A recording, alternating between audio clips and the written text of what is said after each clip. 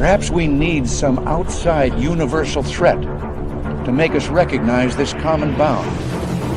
I occasionally think how quickly our differences worldwide would vanish if we were facing an alien threat from outside this world.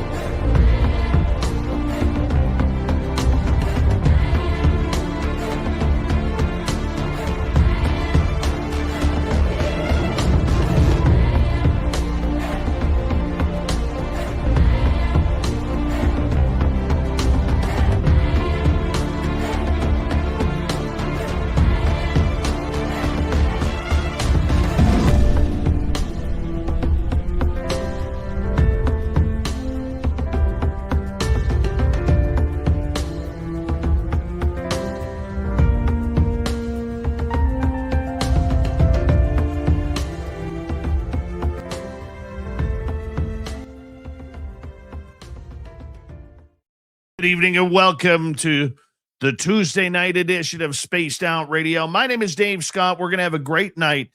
Grand Canadian ufologist Chris Rutkowski is here, and he has just an amazing shirt on to set the tone. So we're going to get to him momentarily.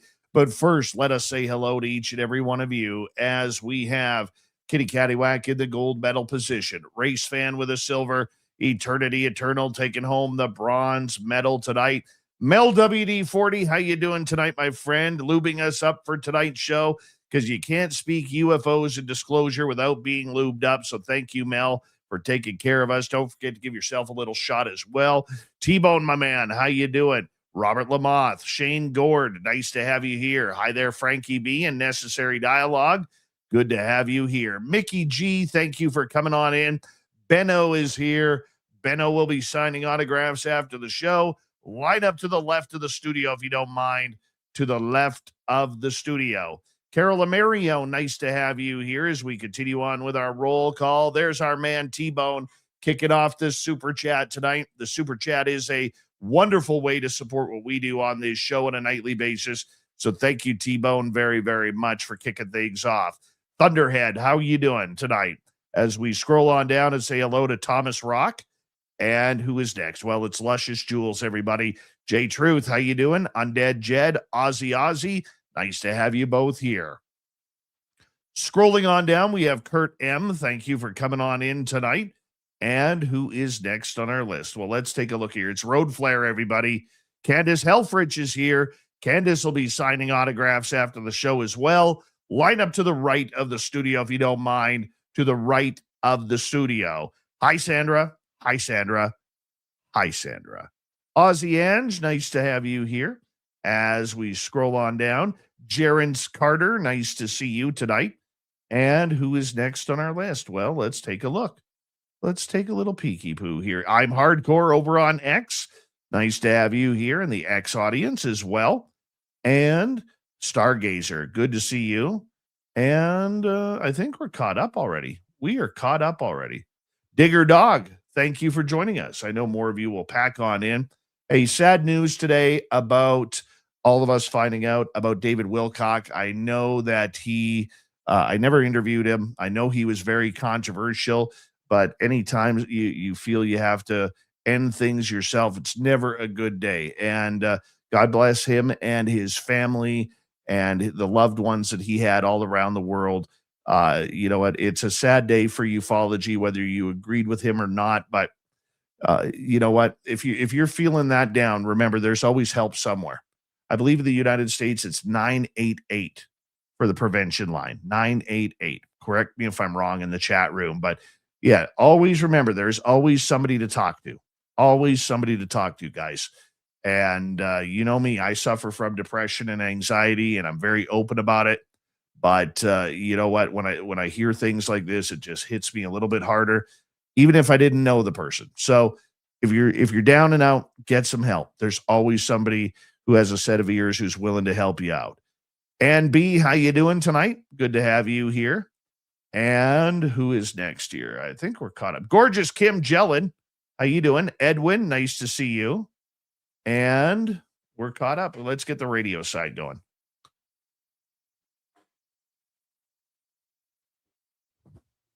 Hello and welcome to the radio and podcast side of Spaced Out Radio tonight. My name is Dave Scott. We always appreciate you tuning us in as we are preparing for Chris Rutkowski, who I believe is one of Canada's top, I would say top 2 ufologists. Yeah, top 2. I would say that. And we're excited to have him talking about the Canadian side of disclosure. We are in roll call right now. We thank Benno and T-Bone for the early super chats tonight. It's a great way to support what we do on this show on a nightly basis. So thank you very, very much. Resist, how you doing? Jose Sanchez, Rano nice to have you all here, guys. Commonwealth Andrew, good morning to you. Hillbilly Herb, good to see you guys tonight. Want to remind everybody you can shop at our Spaced Out Radio store. We do not have ugly swag, people. No ugly swag. So make sure you check it on out. And the rest of you will get your names typed into the chat room. Horns up, everybody. Let's rock.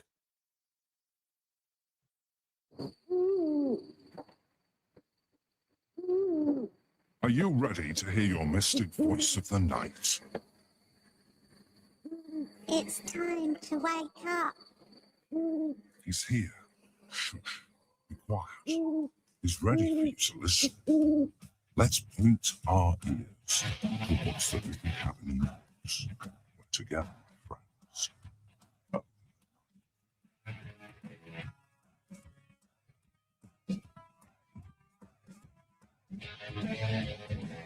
It's time for Spaced Out Radio with Dave Scott. From the mountains of central British Columbia to you listening around the world, this, my friends, is Spaced Out Radio. I am your host, Dave Scott, sitting in the captain's chair of SOR headquarters. We welcome you to tonight's show on our terrestrial affiliate around North America, digitally on every major podcast network. Our website, spacedoutradio.com. We have a plethora of features for you. Rock out to Bumblefoot, read the Newswire, check out our swag as well. You can follow us on X at Spaced Out Radio, Instagram at Spaced Out Radio Show, and on Patreon in the Space Travelers Club. Tonight's show is brought to you by CaribouCon. Go to CaribouCon.com. Get your VIP tickets right now for September 18th through 20th, right here in the heart of British Columbia. We're going to get UFO'd all over the north of the border. Chris Rutkowski, Canadian ufologist, renowned author, researcher, and good friend of this show, is going to talk some Canadian UFOs coming up here momentarily. Then in hour number 3, Swamp Dweller will join us for another creepy story. We'll follow that up with the Q&A with Robin Haynes right after that. Chris Rutkowski is a Canadian science writer, educator, and consultant for the Winnipeg Paranormal Group. Since the mid-1970s, Chris has written about his investigations and research on UFOs, for which he is best known. However, he has been involved in other writings and media projects for more than 30 years, including television specials, 9 books published on UFO-related issues, and a collection of short stories that has contributed to many other volumes, both fiction and nonfiction. This man has the pulse of the Canadian UFO world right at his fingertips. So much so that at one time, and maybe still happens, we'll find out, the Canadian government and the Department of National Defense would talk to him about this subject. He is well connected. He is well versed in this subject, coming at it from a very scientific point of view. And we're glad to have him back on Spaced Out Radio. Chris Rutkowski, how you doing, my friend? Very well, Dave. Nice to see you.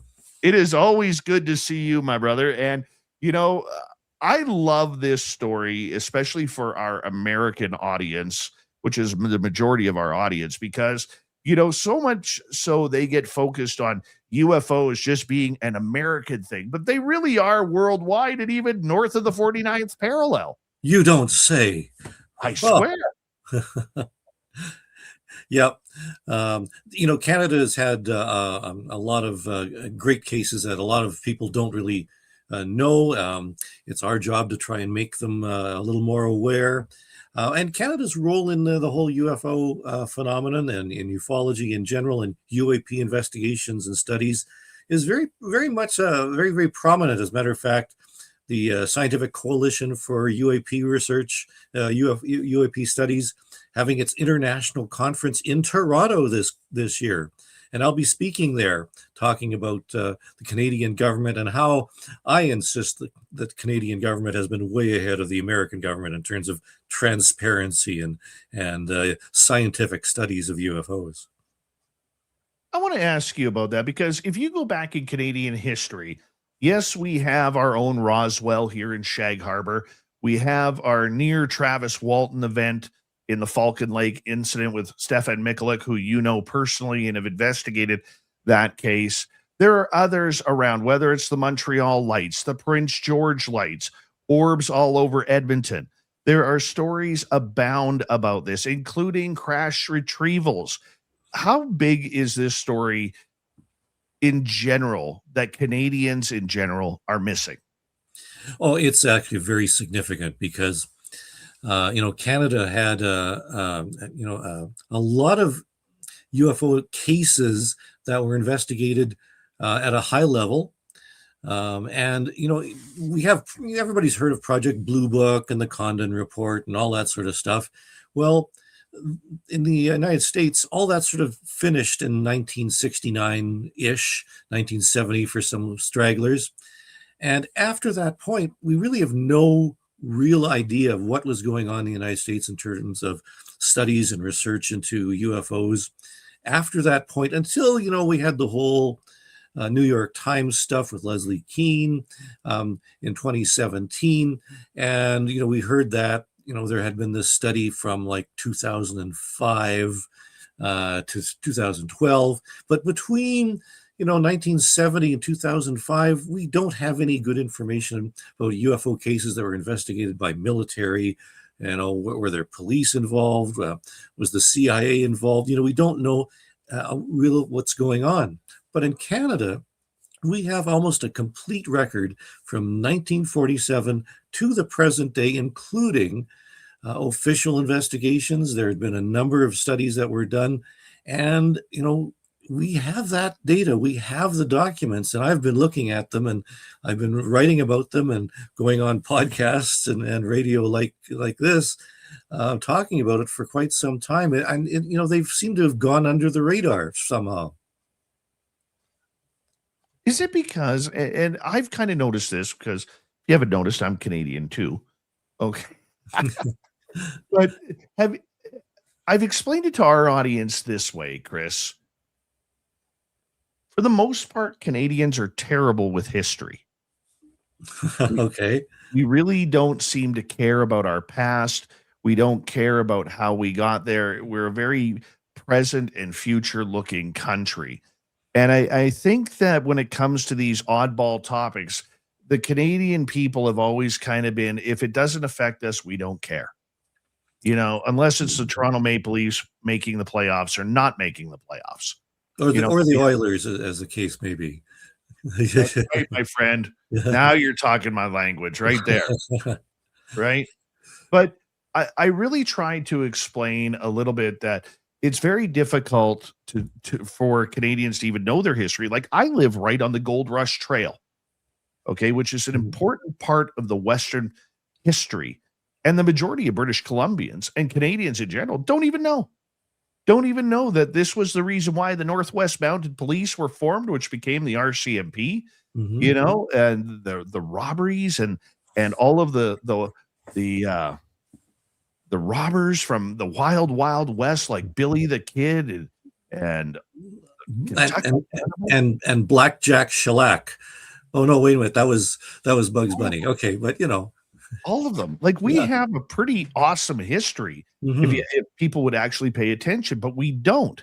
Right. And that seems to also be the case about UFOs as well. I agree. And, Canada's had some very good scientific studies of about UFOs and now UAP. mean, in 1967, up until that point, the Royal Canadian Air Force was investigating UFOs as a matter of course. They were having these reports from not just civilians, but also from military personnel and police and so forth. And then they passed it on to the National Research Council of Canada. Kind of for American friends, it's kind of like the National Science Board, National Science Foundation, combined with the Smithsonian. And it was based in Ottawa. Now, here's this office that was interested in hearing about UFOs and taking UFO reports and investigating UFO reports, but they're in Ottawa, in the middle of Ontario, and a report would come in from Saskatoon or Prince George or 100 Mile House or whatever.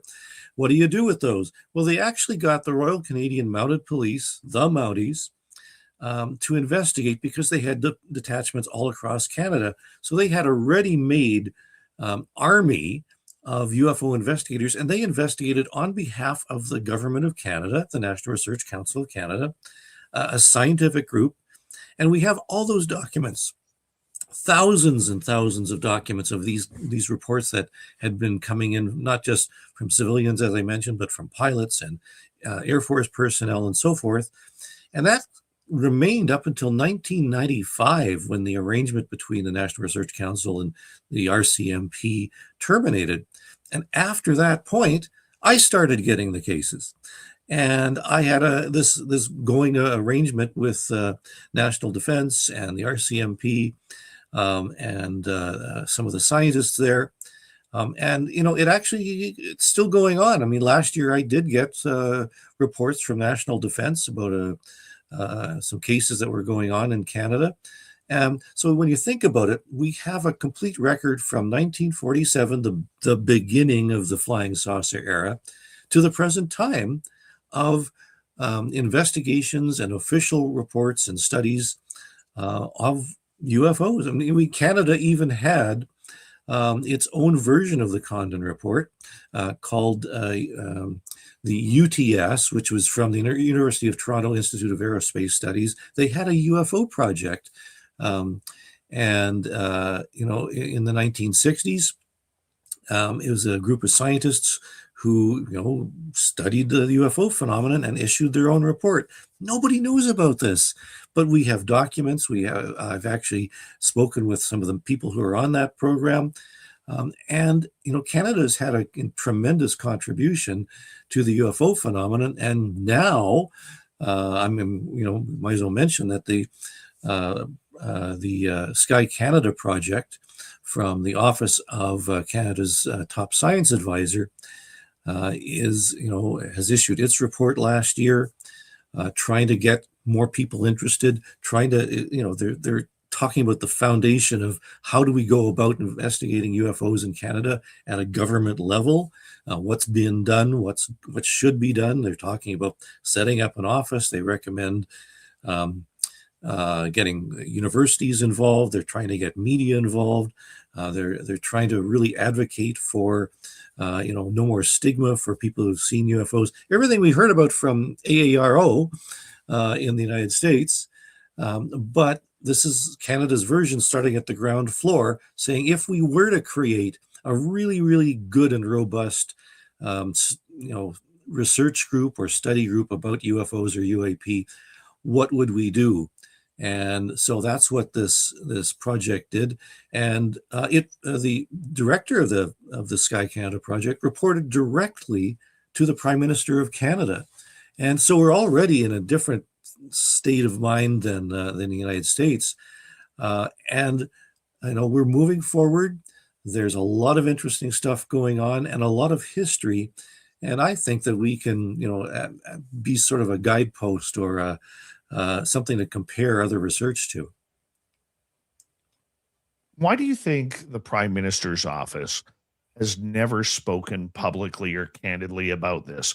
We know Justin Trudeau, who absolutely ruined Katy Perry for me. He was read in, I know, at least 3 times on what was going on. Has Mark Carney been read in on this, or is he too worried about everything else going on? Well, there's no question that Carney has been read in on this because the Sky Canada project, the director, Mona Nemer, presented him with the report and gave him a briefing on it. So we do know that he's aware of this. As a matter of fact, one of the things that Carney is talking about right now is an enhanced Canadian presence in the Arctic, beefing up security and the military. And there's just been some recent announcements about, creating things in the Arctic sovereignty and all that sort of stuff. And, I argue that, and I was an advisor for the Sky Canada project, I argue that, UAP might be a military concern, going back to what had been done in the 1960s to revisit that again. Interestingly enough, one of the things that's being talked about now is sort of a series of military bases or monitoring stations throughout the Arctic. Now, you're talking about history. Well, shared Canadian and American history, most people have never heard of the DEW line, which was a string of radar and monitoring stations all across the high Arctic that mostly manned by American military personnel, with the idea if something was coming over the pole, we'd be able to detect them and give us some warning. Not a lot of warning, of course, but it would be one way of keeping track of things coming over the pole that might be of concern. In addition to the DEW line, there were two other sets of monitoring systems. There was called the Pine Tree line, which was a little further south, and another one. And these also were monitoring stations, radar installations, and so forth, right across Canada.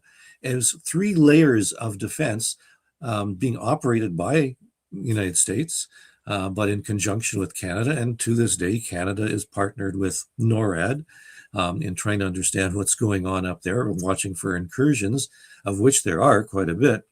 But they're revisiting the possibility of setting up more monitoring stations in the north.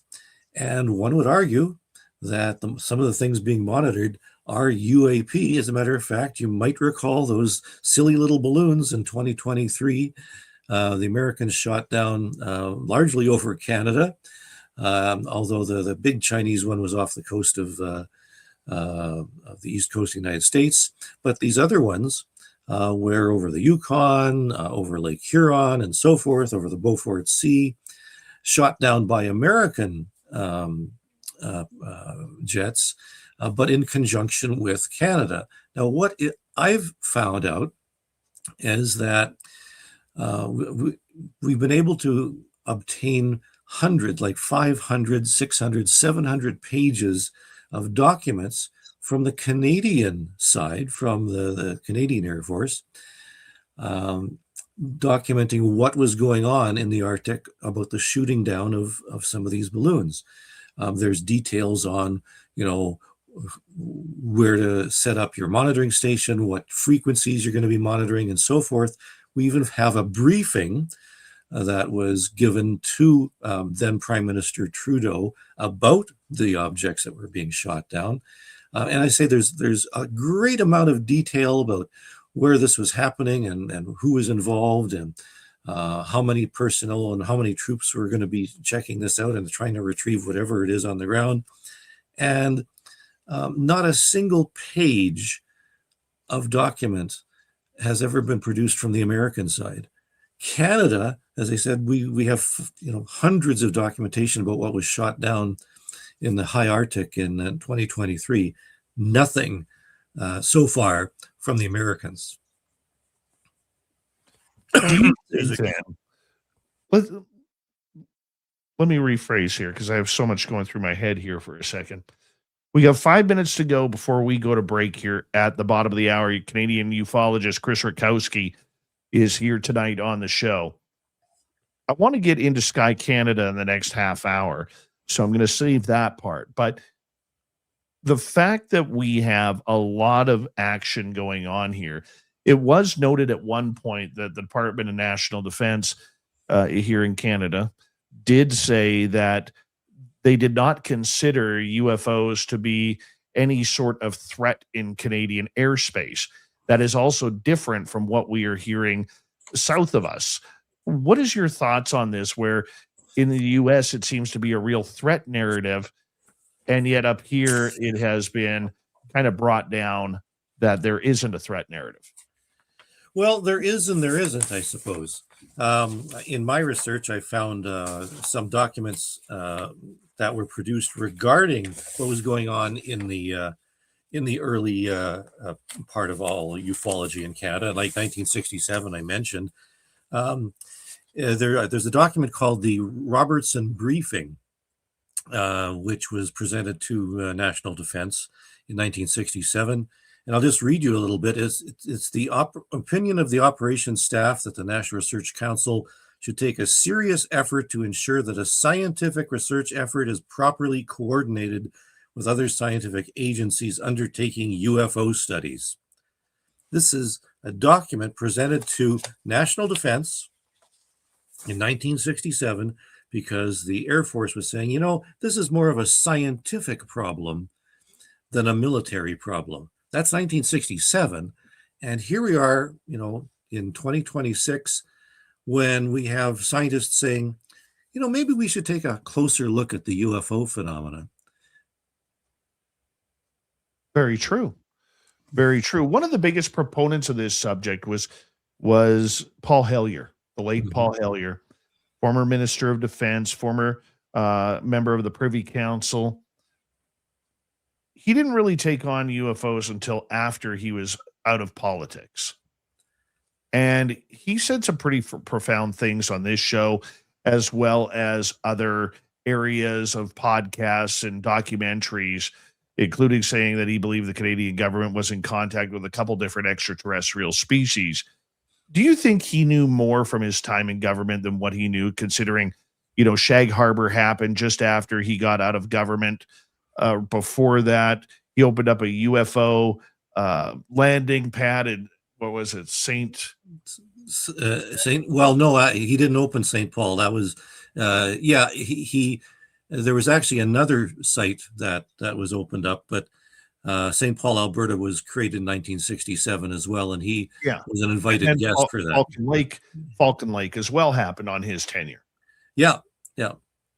And well, it's interesting because I think he may have fibbed a little bit because while when he began talking about UFOs publicly in closer to the millennium, he said that when he was Minister of Defense, he didn't see anything interesting regarding UFOs cross his desk. But as you say, Falcon Lake occurred while he was Minister of Defense. And the same year, there were some crop circles, believe it or not, in 1967 found in Canada that were investigated by National Defense, by the Canadian military. And there was a ministerial inquiry into the phenomenon that was ordered by the Minister of Defense, who was Paul Hellyer. And so for him to say that there wasn't anything interesting and he didn't really get involved in the whole UFO thing at that time is not true. So I have some serious reservations about Hellyer's credibility in that regard. I do too. And he even told me in an email that he believed that there was a private group of about 14 individuals who were literally controlling this subject in Canada. Had you heard that? We got about 30 seconds left. I've heard the story. I really doubt that, because, he really wasn't tuned into that necessarily, because he lost his security clearance in 1967. And 50 years later, he's talking about his view on UFOs from a governmental perspective. Did he really have any inside information? That I don't know. Chris, when we come back with you on Spaced Out Radio for the second half hour, we are going to get into Sky Canada. A lot of them, our audience isn't familiar with it. I am, because I've been following it. Sky Canada's UFO project with the Canadian government. What did we learn? Where is it going? On Spaced Out Radio next.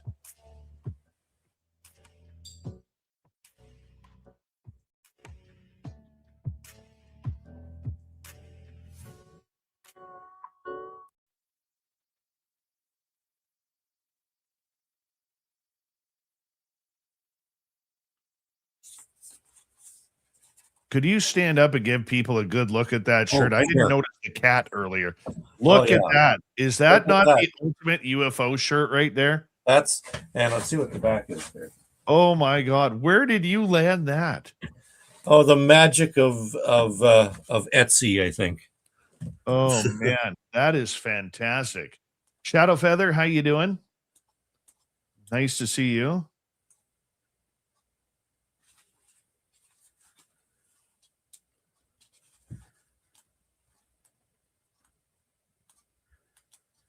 Where is this little thing here?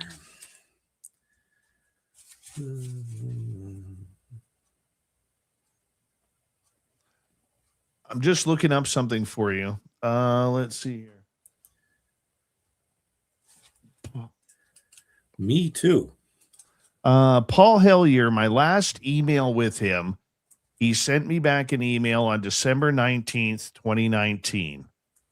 And he said, answering some questions, he says, I was told that there is a group that occupies one floor of the National Research Council building. A former Mountie confirmed in writing that the RCMP were involved and inadvertently told him that Canada had been in touch with 2 alien species on the assumption that he was in the loop, but went mum as soon as they realized he wasn't. Well, I mean, I've been to the National Research Council, and I've met with lots of the people up there. I'm not sure. I'm just a little bit iffy on that. There's no question that there had been. In fact, I visited the non-meteoric sightings file office, which was literally one secretary with a typewriter and a filing cabinet, and that was the National Research Council's big UFO center that was operating for decades. So I would doubt that. I just, as I say, I have some issues, especially since I have a copy of this. This is Paul Hellyer's other book that virtually nobody has. And it's sort of his diary.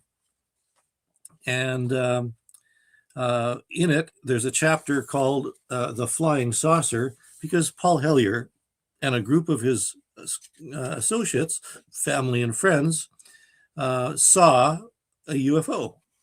And he said, and I'll quote here,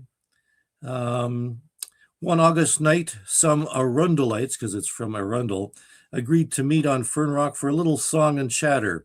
The group included, and he named off the people. There may have been others, but in any event, it was a very cosmopolitan lot that spent the evening singing to the accompanying of guitar. Naturally, they had taken the precaution of bringing a little fire water to lubricate the vocal cords and ward off the chill, with Jack Daniels being the poison of choice. And then a couple of hours later, a bright light appeared in the sky. It could have been an airplane. They debated what it was, but they decided it was an unidentified flying object. The following morning, some positions had shifted, with the consensus being that Jack Daniels could have been responsible for the zigging and zagging of the light in the sky. Well, that is the great Paul Hellyer, UFO advocate, talking about his own UFO sighting. In a drunken stupor. Yeah, drunken stupor. Thanks a lot, Paul. Well, you know what?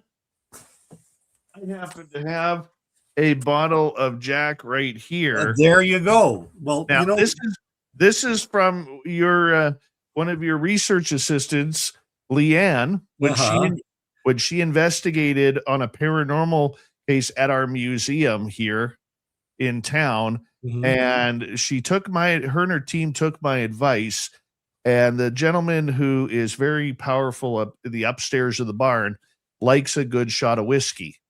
So when they were done filming, Leanne gave me the bottle of whiskey to put in the studio here, and I've never opened it since. Well, there you go. There you go. Yes. Jack Well, Daniels is a powerful thing, my friend. I can't top that except with Flying Oh, Saucer beer. I would love to have one of those. This was brewed in Manitoba on the 50th anniversary of Falcon Lake UFO. Oh man, And it's pretty good. nice. I got to get you to hold on right there. We're coming back here in seconds. T-Bone, Benno, Candace, and Vaughn, thank you for the super chats. Here we go.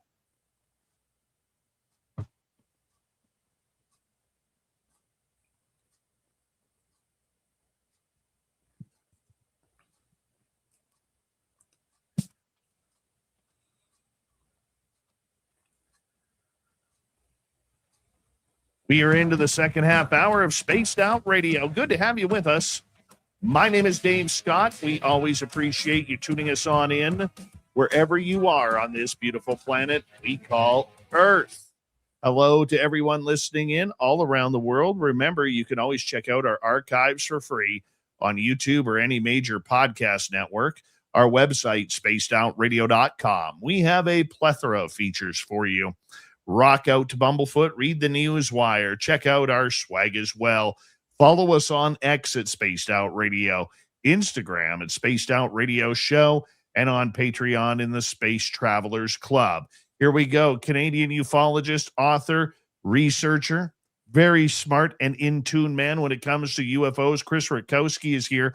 Hey, Chris, I wanted to talk to you about Sky Canada because there was big rumblings about Sky Canada when it was first coming together, and then we waited, changed our underwear a couple of times, and waited some more for Dr. Mona Niemer to finally release a very good, but I'm going to say beige study on this subject. And I don't mean that to be insultive. I knew you were a part of it, but tell us about Sky Canada and its intents and purposes.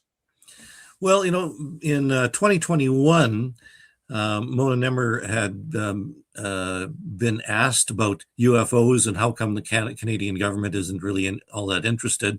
And because she's Canada's, basically chief science officer and an advisor to the prime minister, and the office that she's in charge of looks into things like climate change, and they do have a space arm in that regard, but they're looking at remote sensing and STEM and getting kids involved in education, all that sort of stuff.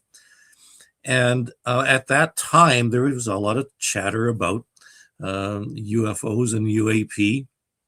And so she had been asked, well, what is Canada doing or has done about it? And she said, well, let's take a look at what we are doing now and reflect on what has been done.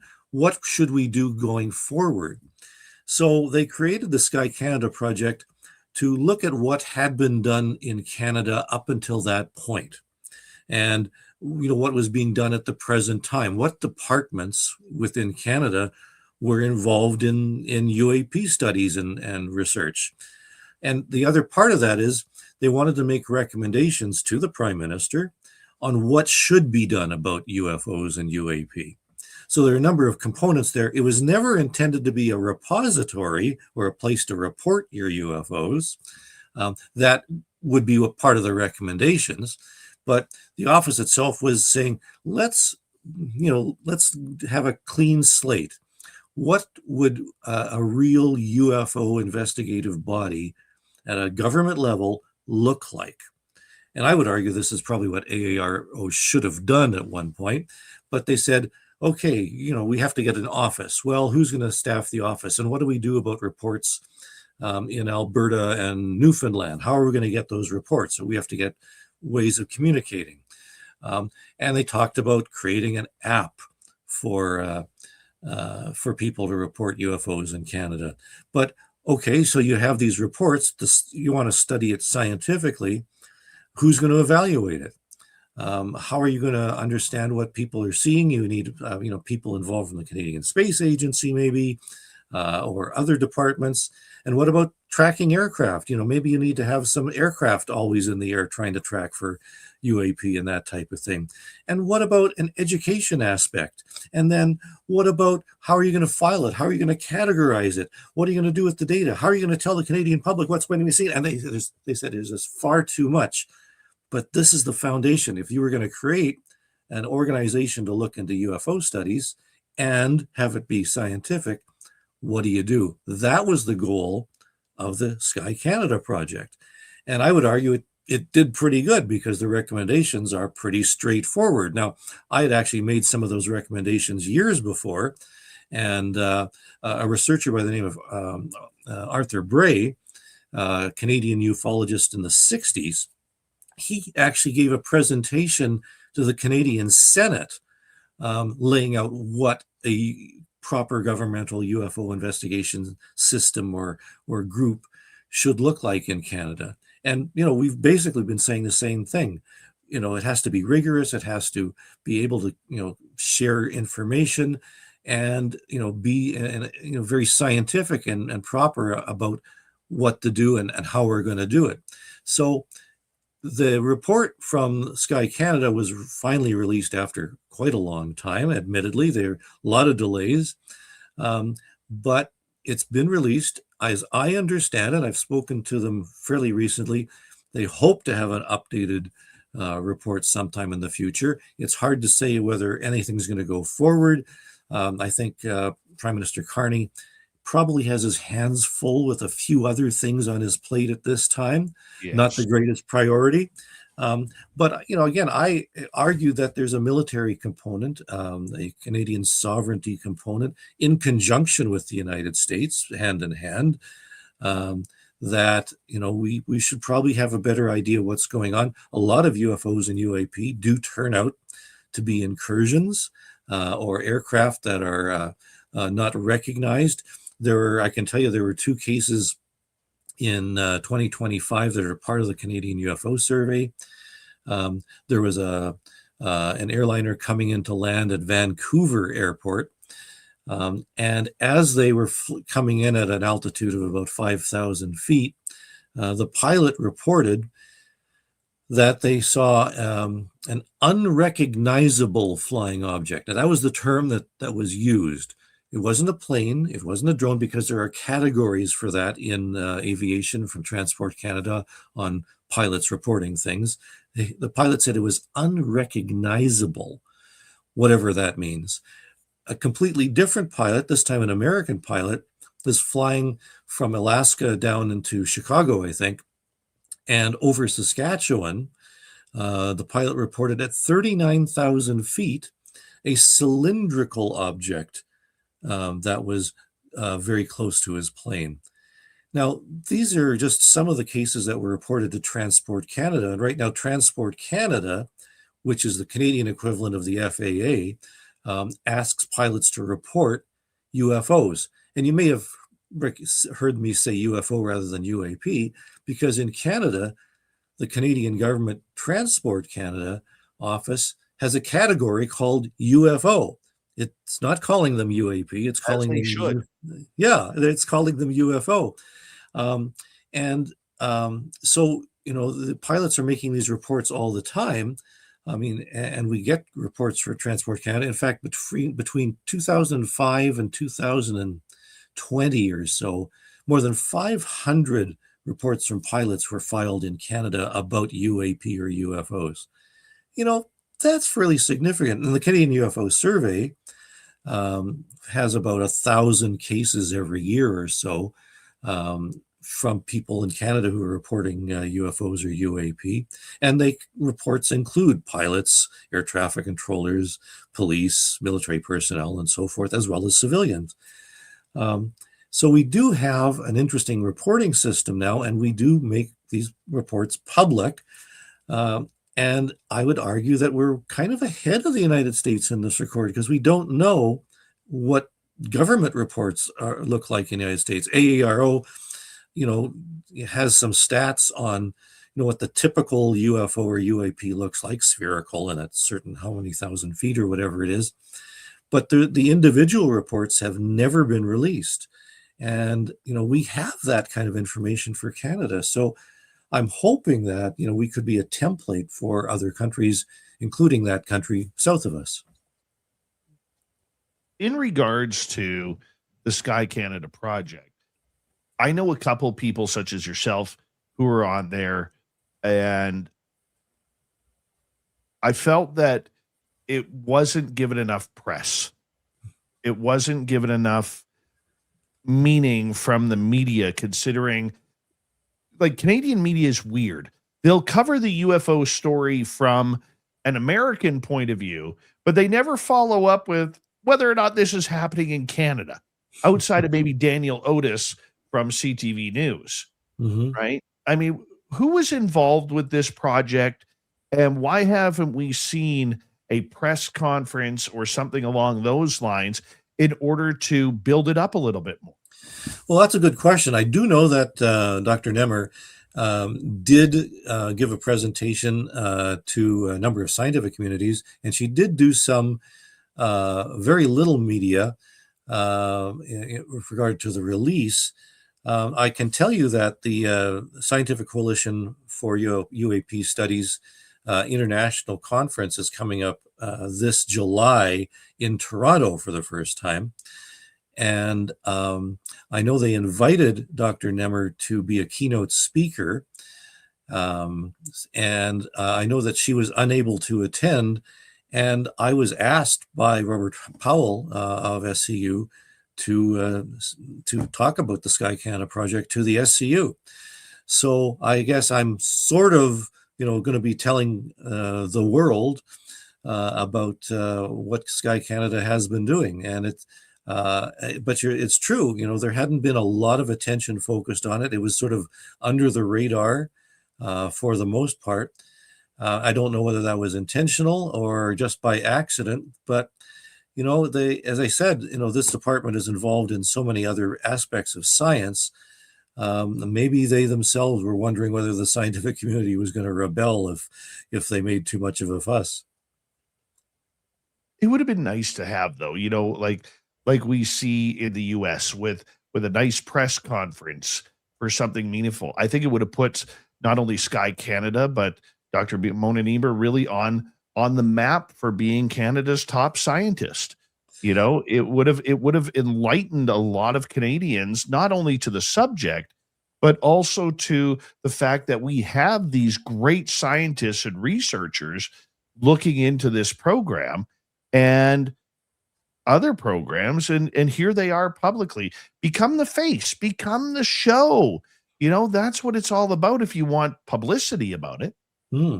Well, and I'm next time I talk with them, I'll mention that. That's a really good idea, that they should be a little more, a little more public about it, a little more vocal. And, it's a way to, maybe if there's enough interest and enough fuss, maybe they might get some additional funding. I mean, this was done on a shoestring budget. The staff, and I met, I don't know, 7 or 8 people who are working on Sky Canada, but they're not just working on Sky Canada. They work on all of these projects. In fact, it was maybe 10% of their job. So, there's a lot of lobbying that needs to be done, obviously, too. Canada went very nuts and bolts with the Sky Canada project. Was that the goal, or was it baby steps in order to get more into this subject to bring it on out? Because I think, you talk about transparency wise, how we seem to be a little bit further ahead than the United States, but where I think the United States is ahead of what we're doing is that they are realizing that the phenomena is a lot more than just about anti-gravitics and 90-degree turns. Yes. And I think, I as much as they wanted to pursue this, I think they were more concerned about building the right thing. They, as I mentioned, they wanted to lay the foundation. They, with it sort of pie in the sky. What needs to be done? What are the processes? And, I guess maybe Canada is more bureaucratic, trying to do it very, very slowly and methodically before jumping in with both feet. As I mentioned, we still don't know much about what's going on in AARO. Whether there's 46 videos that might be released by Anna Luna or whoever, we still don't have any information about those cases. Whereas in Canada, we have the cases, but we need the foundation to better understand what's the bureaucratic side of UAP studies. We can see what's going on in the United States in terms of bureaucracy, and they've vilified Kirkpatrick and whoever's in charge now and all of them. So maybe it's a matter of trying to be a little more careful and slowly and methodically trying to develop this thing. Now, again, I'm not in Ottawa. I'm not involved in the higher level meetings. This is what I've learned from my discussions with them. And they actually used the Canadian UFO survey as a basis for their presentations, and they cited it in the Sky Canada project. So they are relying on what has been done in the past and saying, okay, what can we do to move forward? And I'm hoping that there will be a forward to go to. In your opinion, what did Sky Canada hit a home run with, and what did they strike out with? That's a really good question. I think they hit a home run by having the scientific community on board. I mean, this Canada's top science advisor and all her staff are bona fide scientists. I think there's PhD engineers, chemists, geneticists, and these are the people who are involved in putting this together. I had some great discussions, and the fact that they put this together and didn't get blowback from the scientific community in Canada saying you guys are wasting money, that the fact that he presented it in such a way that there is a possibility of moving forward and getting the scientific community more involved and looking at the scientific community for being more involved in the future. I think that's a big, big plus. Because in the United States, AARO seems to be independent of science, and whereas the Galileo project, which I'm also involved with, based in Harvard, has a group of scientists, but they're sort of independent. In fact, they're sometimes butting up against the American military, trying to get data on what some of the UAP cases are consisting of. So I think the scientific community and the military community do have to go a little more part and parcel in this. And because the Sky Canada project also pulled the military, and they did meet with NAV Canada, they did meet with Canadian Forces and External Affairs. So, they're trying to get this all together. But where did they fall down? I think they, as you say, they didn't communicate the scope of what they were doing. And, the Canadian public wants to know the cases. They want to know more about what is being seen. And, I've been getting, a certain amount of cases that were reported to the military and from pilots and so forth. I don't think I get them all because I don't have that high of a security clearance. But I think the Canadian public wants to know more. And I think they need to do a better job at communicating. I would say that too. And from an outsider's perspective, though, if I could give since we don't have pennies anymore in Canada, I'll give my 5 cents worth. Okay. If you carbon tax that, it equals out to about $14.95 now. Mm-hmm. Okay. I would say that, and I say this on a personal level as an experiencer and as someone who has been taken in the past, I would say that it would be okay to start moving into maybe not ET abductions or getting more into the woo side of things, but I think it would be great to say that if these are UFOs, not UAP, if these are UFOs, where are they coming from? And if they are coming from space, do we have an advanced species in visiting Canada? And do they wear parkas? And do they stop at Tim Hortons and catch a hockey game every now and again? Yeah, and it's true. This was as you said, a very nuts and bolts approach. And that's where they were back in 1967.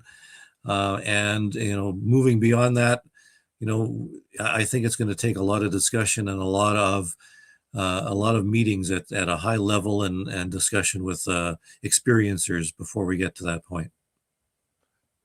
I would agree with you, but seeing at the advancement of the subject in the U.S., wouldn't it push that ball a little bit faster down the hill? Well, although, as I say, we don't know what the cases from AARO were, what they consist of. We simply don't have that information. I don't know whether there's a lot of abduction cases or contactee cases in what AARO is looking at. And from the brief descriptions we have of the 46 videos that may or may not be released, they're really fuzzy dots on a radar screen and that type of thing. So not a lot of woo in there. In your building of Sky Canada's report, did you view any videos from Canadian military, RCMP, or civilian craft? Over the years, I've looked at such videos. I had an RCMP officer contact me directly and show me the video that he had taken while on patrol, just as one example. And in 2025, there was an interesting photograph that was taken in northern Canada by military personnel. So I've seen some of this stuff. It doesn't prove, it's not the classic flying saucer and contact that we would hope. They're interesting, but nothing that shouts, the aliens are definitely here, the NHIs are definitely here, or anything to that effect. 2.5 minutes to go before we go to break. At the top of the hour, Chris Rutkowski is our guest tonight on Spaced Out Radio. Outside of Falcon Lake and Shag Harbor, what is the best Canadian UFO report? Oh, that's a really good question. I mentioned the crop circles that were found in 1967. I mention that because in the Robertson briefing, which I found and I've written about in some of my books, this is the briefing that was given to the Minister of Defense. They listed 6 or 7 cases that at that time the military could not explain. Again, during Paul Hellier's tenure, and he never mentioned any of this stuff. And one of the cases was these crop circles that were found in Duhamel, Alberta. And this was taken seriously enough that a military investigation was conducted and a report was produced from Suffield. As a matter of fact, it's a special report from the Suffield military base. And the title is something like Investigation into Marks Left by UFO. That was 1967. And it was a military investigation and study and an analysis. And it concluded that it was not created, these crop circles were not created by, somebody driving a tractor around or making a 360 or something like that. They actually tested how much compaction the soil had, what was the pressure that was required to produce it. I mean, this was a detailed study. Nobody knows about this, and yet, this occurred the same year as Shag Harbor and Falcon Lake. One would argue that 67 was a big year in Canada for UFOs. And to me, because it was investigated and studied in such great detail by the military, and we have photographs even, that this was a pretty significant case. I've never heard of that one. Nope. I've never heard of that. And here I thought, You know, my favorite secret case as we wind down on time is the Prince George lights of 1973 or 74, where literally it was like the Phoenix lights, this boomerang of lights came over the northern British Columbia town of Prince George. And the RCMP have record of it. It is public record. And to me, that case just absolutely baffles me. That it was almost the exact same thing. I'm going to get you to hold on right there, Chris. We're already through 1 hour on Spaced Out Radio. Such a great speaker and just an encyclopedia of Canadian UFO knowledge. Chris Rutkowski returns for hour number 2. This is Spaced Out Radio with host Dave Scott.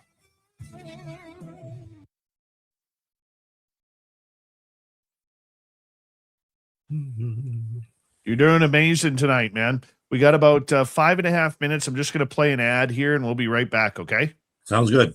All right.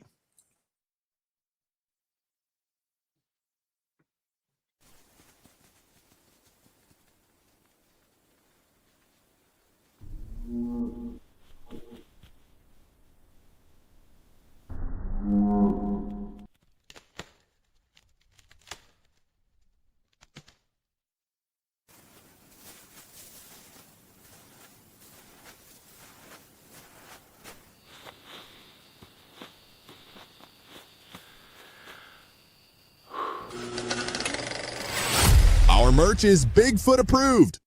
We have t-shirts, we have mugs, we have hoodies, we have socks, we have hats, we have stickers, and so much more. Whatever you're looking for, we have you covered. Why just be a fan of the paranormal when you can buy Spaced Out Radio merch and look the part? Our merch ain't ugly, folks. Check out the Spaced Out Radio store. Find the link in the description below.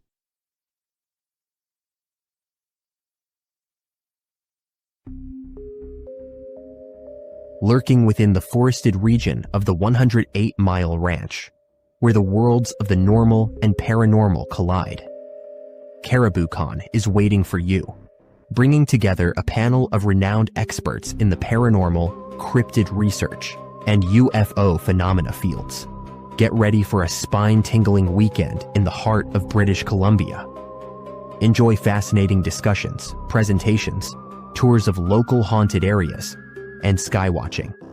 Learn from investigators, authors, and enthusiasts who explore everything from ghost hunting techniques to sightings of Sasquatch and beyond.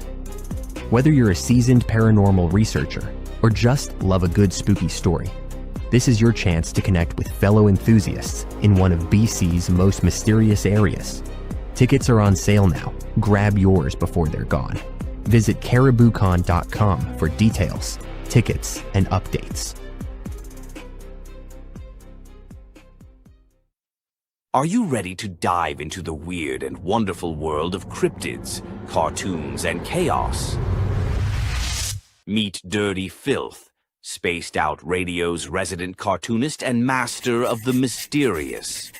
Every Saturday at 2 p.m. Pacific, join him live on the Spaced Out Radio YouTube channel for Cryptid Cartoons with Dirty Filth, a hilarious hour where he sketches bizarre beasts, shares mind-bending stories, and battles his mischievous cats.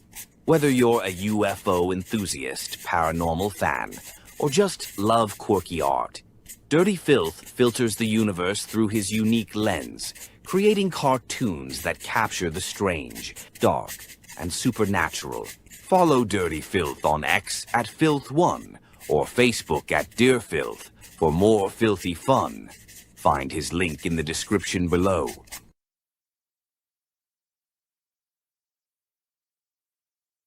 Spaced Out Radio wants to hear from you. We love our community, and your voice truly matters. Drop a comment after every show and let us know what you thought. Agree with our guests? Tell us why. Disagree? We want to hear that too. We read every single comment. Jump into the live chat during the broadcast and be part of the conversation in real time. Got a killer topic idea? Your suggestions help shape the show. And if you want to take it even further, join our Patreon for bonus content and direct feedback opportunities with Dave and the team. This is your show as much as it is ours. Whether you're a longtime listener or brand new, we want your thoughts, your questions, and your ideas. And let's keep building this incredible community together. Spaced Out Radio, where the conversation never ends. What are you waiting for? We're listening.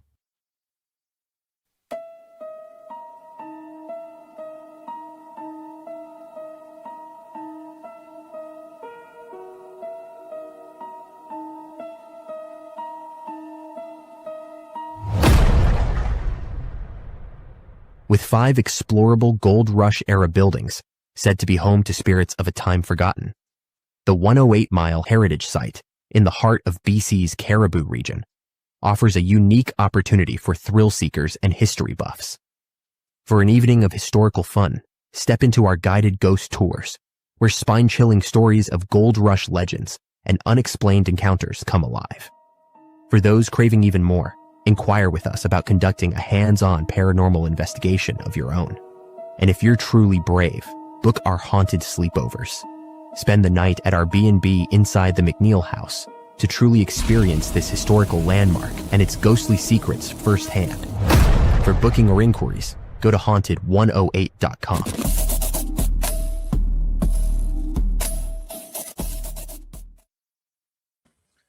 Quickly here, before we get back, thank you T-Bone ×2, Benno, Candace, and Vaughn for the amazing super chats.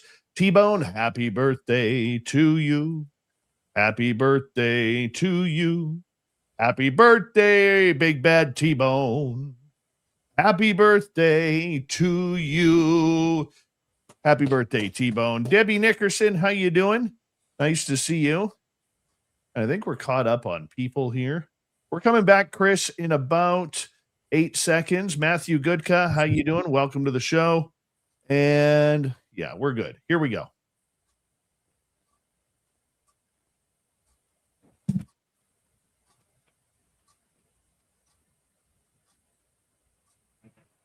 We are into hour number 2 of Spaced Out Radio. My name is Dave Scott. We appreciate you tuning us on in as we have Chris Rutkowski, Canadian ufologist, on the show. And we are having a great time with him. But first, we want to say hello to all of you listening in on our terrestrial affiliates around North America, digitally on every major podcast network. Our website, spacedoutradio.com. We have a plethora of features for you. Rock out to Bumblefoot, read the news wire, check out our swag as well. Follow us on X at Spaced Out Radio, Instagram at Spaced Out Radio Show, and on Patreon in the Space Travelers Club. The Desert Clam has set the password for tonight in the SOR Space Travelers Club. Ichnomancy. Ichnomancy is your password. Use it wisely, Space Travelers, as the Clam says the password each and every night right here on Spaced Out Radio. Author, researcher, a man well informed on the Canadian study of ufology is with us tonight. You can call him one of the godfathers of this subject north of the border. Chris Rutkowski, thank you so much for being here. I'm glad to have been part of this. This is great. There is so much going on in the UFO world right now, and we've been focusing north of the border here. What do you think it's going to take to have Prime Minister Mark Carney come out and discuss this subject? Yes, he has a lot going on with the economy, trade wars going on, you name it. There's a lot going on with inflation in this country. I mean, we could go on and on. Has he at all, in your sources, talked about the subject of UFOs? Is he even interested? Well, as I mentioned, he's been briefed on it from the Sky Canada project. I think he is interested. It's just not a priority for him, as you mentioned, because of all the other stuff that's going on. I think for him to make a statement publicly, I think there would have to be, well, one thing that might do it would be to have a major sighting wave or a flap where a great segment of the Canadian population saw something, or there's an event that touched so many people. I think the other possibility would be Carney would have to comment if, for example, these UFO files were released by Trump, as he says are going to happen any minute now. And I think because of that great rush of interest, and it's going to be the proverbial bombshell, according to some people. If it really is significant, I think Carney would have to make a comment to describe what Canada's been doing, and I think he would probably promote the Sky Canada project as well. So I think in that sense he would say something. I will say that my next book is coming out this July. It's titled Canada's UFO Secrets, and I do name names. And among the names that I talk about are previous Canadian prime ministers. We do have a briefing document that was made for Trudeau regarding the UFOs that was shot down. I mentioned that. But other prime ministers have talked openly and commented about UFOs. Pearson talked a lot about UFOs on many occasions, and others were in a position to talk about UFOs as well. So I think if the opportunity arises, that there will be some sort of commentary from the highest office in Canada. One of the subjects that I love about UFOs is, where are the sightings happening? I remember talking to Lou Elizondo one day via text, and we started talking about Canada. I said, Lou, where in Canada is the hotspot? And he said, watch Manitoba. What is it about your province of Manitoba that seems to be a hotbed for these sightings? And if you look at a lot of the major sightings that have happened in the U.S., they've all come from the Manitoba area. They seem to, it's almost like there is this UFO portal where they fly in over Manitoba. Well, I'm trying to remember the name. Weird America by Jim Brandon. A very interesting book where he plots a line right through the center of the United States, and then this way as well. But where some of the most interesting cases came from, and it goes right through the center of the United States. And if you follow it north, you hit Manitoba. I don't know why exactly Manitoba. NORAD is based in Manitoba. It was. They shift around from time to time, but there's a lot of interesting things that have been going on. Out of the 7 cases that were presented to the Minister of National Defense back in 1967, I think 5 of them were either in Manitoba or in Ontario, very close to Manitoba, including some radar cases. So it is interesting that we do have that. Now, statistically, I do produce with Leanne and others the Canadian UFO Survey, and Manitoba, is not usually the province with the most cases. That has to do with population, and Ontario, Quebec, and BC have them. But last year, Manitoba had twice as many cases as it did the year before. We're only talking, 30 cases or 40 cases or something like that. But, it did double from the previous year, whereas other provinces that traditionally have large numbers of reports, like Alberta, went down a little bit. BC went down a little bit as well. Why that is so, I really don't know. But statistically, the Atlantic provinces have far more cases than they should, given the demographics. So I would have to say not Manitoba, but Nova Scotia and New Brunswick and Prince Edward Island have more cases per capita than the rest of Canada for some reason. Now, why that's so, I'm not sure. But if I was to pick a hotspot, I would have to disagree with Lou and say it's probably not Manitoba, but probably the East Coast. Is there an overall hotbed of an area where these craft are coming in? Are they coming from the Arctic? Are they coming through Manitoba? Are they detouring from the oceans on either side of the country? Well, it's possible. There are a number of interesting studies on UFOs and their affinity to water. We know about the Shag Harbor crash, but my research, my previous book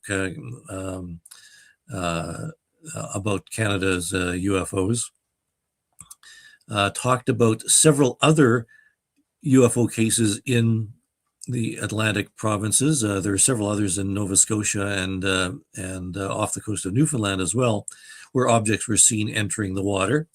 And these are recorded in RCMP records, for example. Chris Stiles has done some interesting work. His most recent book showed that in 1960, I think, that some unusual objects were apparently found at the bottom of the ocean and were investigated by scuba divers. And it's possible that the water has some sort of affinity. We also know, you mentioned the two coasts. Well, Canada's third coast, the Arctic, and Manitoba does have a third coast on the ocean. There are a lot of interesting cases that are reported in the high Arctic, some of them from Manitoba and some of them from Nunavut, just across the border into the further north. And there's been a whole series of cases about UFOs in the high Arctic. So it's probably not just the two coasts, it's probably the third coast as well. Retired member of Parliament Larry Maguire gave his first UFO interview to me on this show a couple of years ago. And we had him for an hour, and I didn't know it. We actually scheduled him for the day of his birthday to actually come on the show. But he was still gracious enough with his time to talk about this subject. And I've asked my sources in Ottawa, who's kind of taking the lead from the member of parliament perspective from Larry Maguire. So for people listening in the U.S., Larry Maguire would have kind of been a little bit less blustery Tim Burchett. If you look at the Congress people, that's kind of what, almost the same position and same push for this subject. Who is taking over this? Because my sources in Ottawa have basically said, we don't really have anybody right now jumping on that bandwagon as Maguire did. Are you surprised by that, number one? Or number two, are these MPs that are interested in this subject, hiding behind their constituency on this? Well, yeah, that's another really good question, and nobody seems to have taken up the mantle that Maguire had started. He had a personal interest in UFOs long before he became a member of Parliament too. But I'm going to plug my book again, Canada's UFO Secrets. I list several dozen politicians in Canada who have made public statements about UAP. There is a National Defense and Security Committee meeting, which was attended by, I think, something to the effect of 12 or 15 members of Parliament, and I have all their names. And so they have been briefed on the subject, and some of them actually have spoken. James Bezan, for example, has spoken. Raquel Dancho has spoken publicly on UFOs in various committees. So there's a few of them, but not to the extent that Larry Maguire has made statements. There are some out there, and perhaps they just need some nudging from their constituents to be a little more vocal. I really thought it was either going to be Michelle Rempel Garner or Raquel Dancho, because I was involved and we were all retweeting each other about Larry coming out with a UFO press release. And immediately Michelle Rempel Garner started following us on X, and she still does, which is awesome because I think she's a great politician. No matter what side of the legislature she sits on. But the idea behind it is, I really thought one of them was going to jump up and really take the ball and run with this. I didn't think that it was going to be, lack of a better term, a one-person show. Yeah, I mean, I think also has to do with the fact that they don't want to offend some aspects of their other constituents. I mean, there still is a great stigma. One of the things that the Sky Canada Project was very insistent upon was developing a process to destigmatize the subject of UAP and UFOs, and that has to be put in place. And so if there ever is a debate in Parliament about UAP, and UFOs have been mentioned in Parliament many times, in fact, probably 40 or 50 times over the years, believe it or not.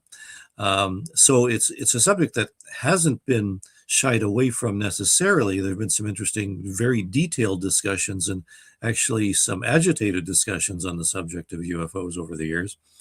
I suspect that if an event comes along and the opportunity arises, we'll hear more about UFOs from Canadian politicians, definitely. Who's the lead runner? Come on, you can tip us off. Nobody's listening. Well, I mean, I mentioned James Bazan. I think he would be certainly up there, but Raquel Dancho, might be a close second, if not even in the lead. Those are my guesses, anyways. I haven't spoken with them personally, but those are the ones that I would point to. And with recent shifts and crossing of the aisles, who knows what's going to be coming out of the woodwork. Does it have to be a conservative member? Because it seems like it's conservative members that have a lot more interest in this subject than, say, the Liberal Party or the New Democratic Party. Well, McGuire was an NDP, of course. No, McGuire was conservative. Was he conservative? Yes. Oh, okay. Oh, yeah, that's right. I was just thinking of somebody else. Matthew Green was the NDPer. Right. It would be an opposition, I would think, because people would have to, shake the cages a little bit more to try and get more people noticing. They don't have as much to lose from their positions necessarily. So I would have to say probably conservative. And that's what we see in the United States too, is that a lot of the people who are more interested in the UAP phenomena are Republican, on the right as opposed to the left. We're going to start taking some audience questions here. I want to start off with Wow here in the chat room.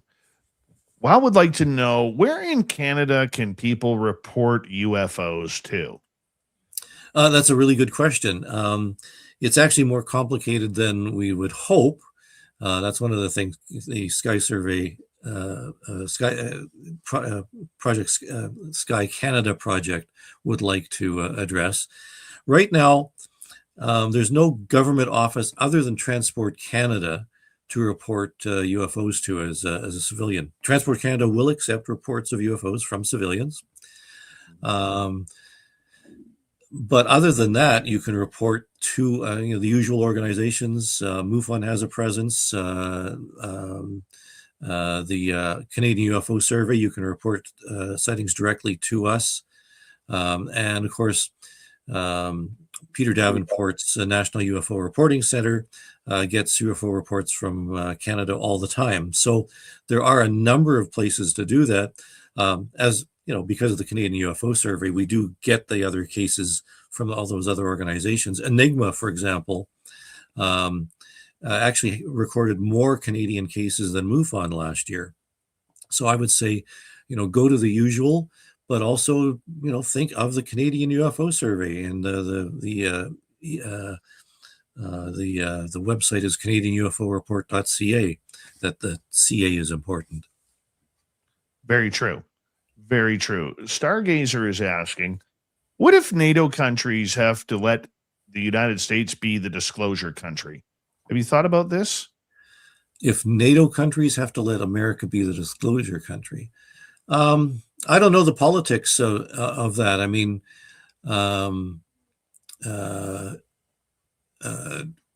NATO is, certainly currently under fire from certain individuals right now.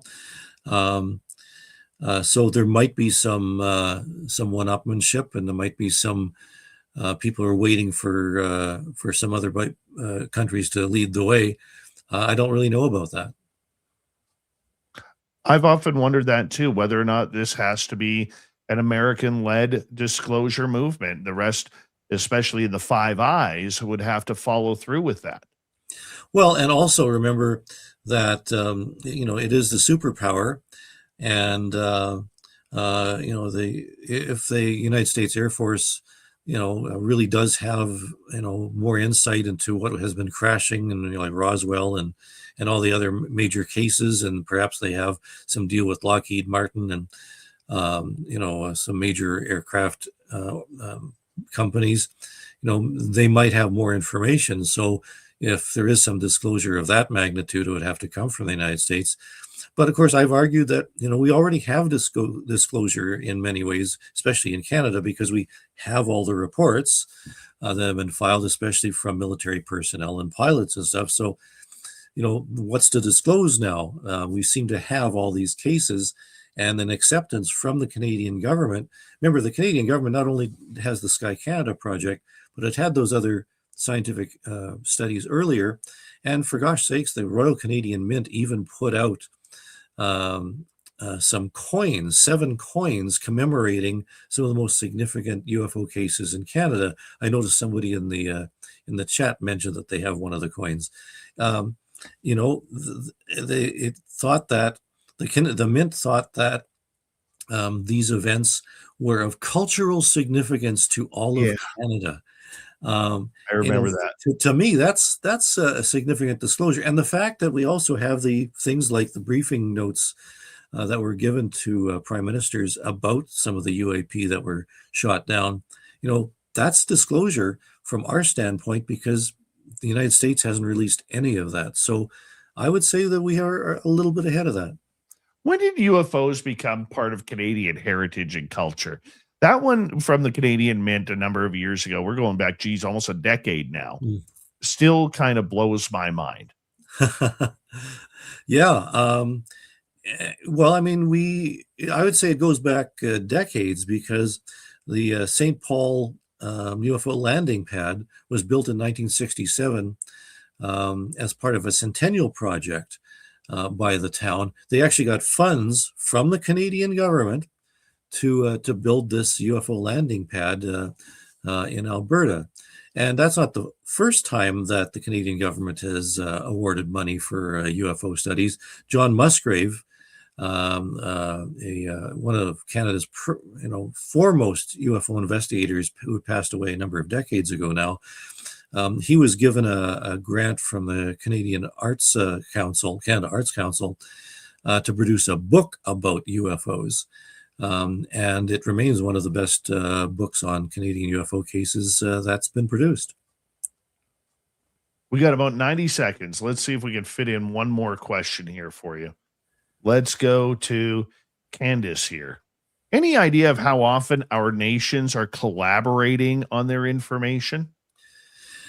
I suspect not as much as we'd like. I've been going through Blue Book quite a bit, and I found lots of cases from Canada that were included in Blue Book. But conversely, I found some cases from the FBI of UFO reports or UFO sightings in Canada that were never shared with the National Research Council.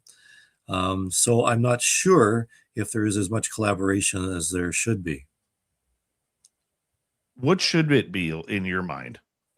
Well, as I mentioned, Canada is partnered with NORAD, with the United States. In theory, that means that we do have information going back and forth. I actually have a case from Nunavut where a refueling plane, actually probably the same plane that was shot down recently, was over northern Canada, and the personnel on board saw a UFO and reported it through NORAD, which made it into Canadian UFO reports. But that occurred during a time when the AARO would have received reports as well, but we don't have any information about what was reported in there. So we actually have an American UFO military report in Canada, but no information on what actually made it to the United States. So there's not as much collaboration as there should be. That's always amazing to me. I mean, when you think of that vast barren land in Nunavut, Northwest Territory, and Yukon, anything could really happen up there, and we wouldn't even know.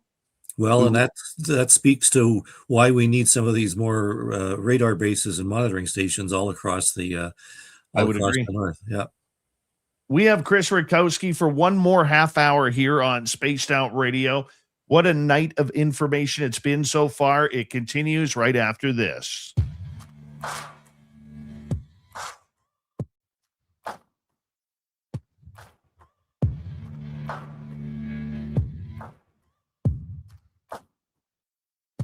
You're listening to Spaced Out Radio with your host, Dave Scott.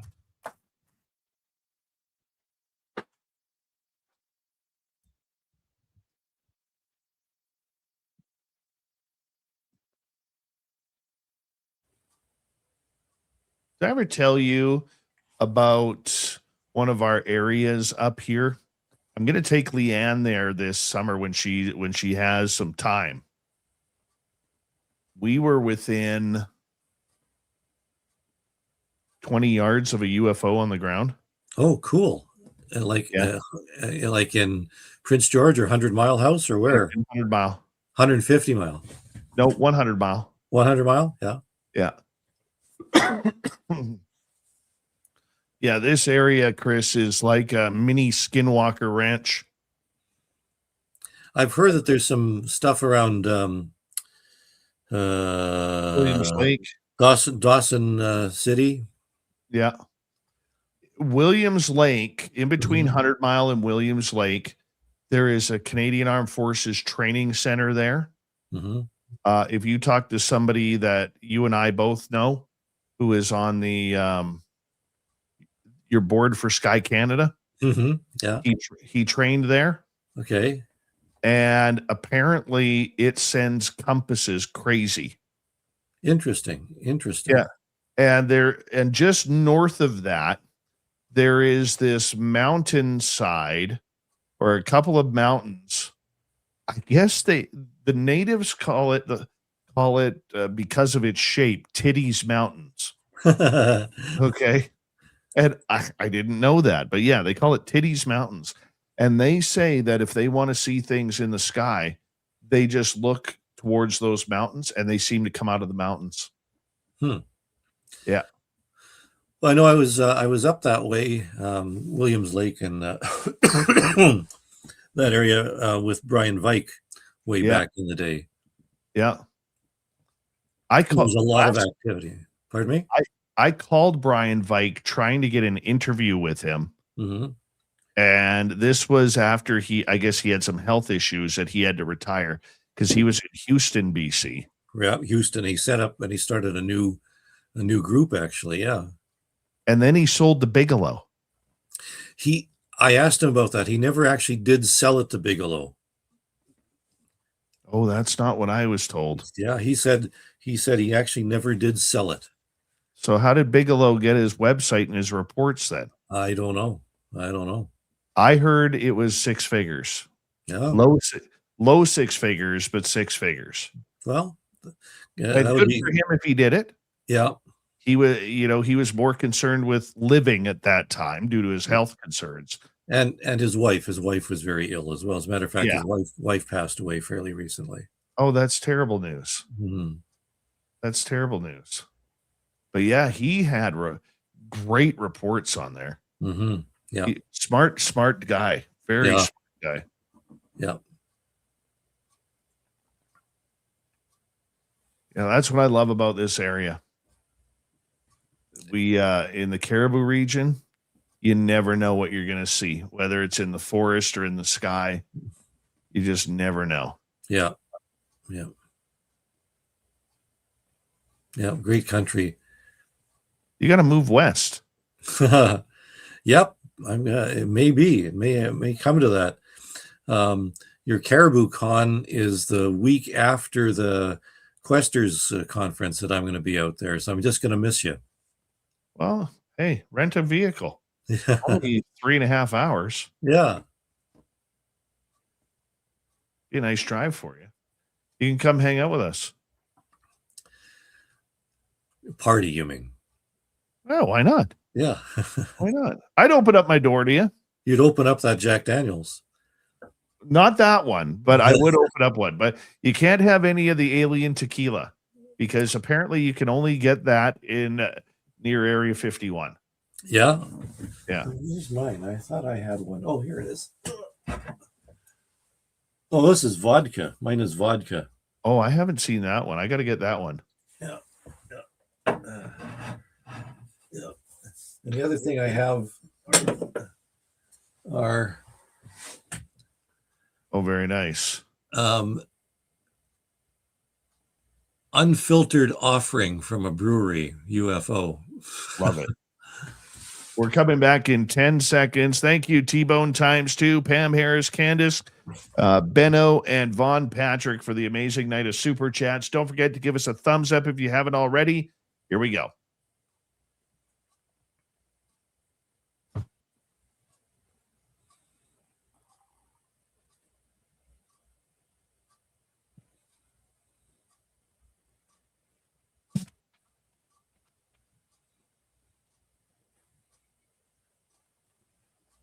You're into the second half of Spaced Out Radio tonight. My name is Dave Scott.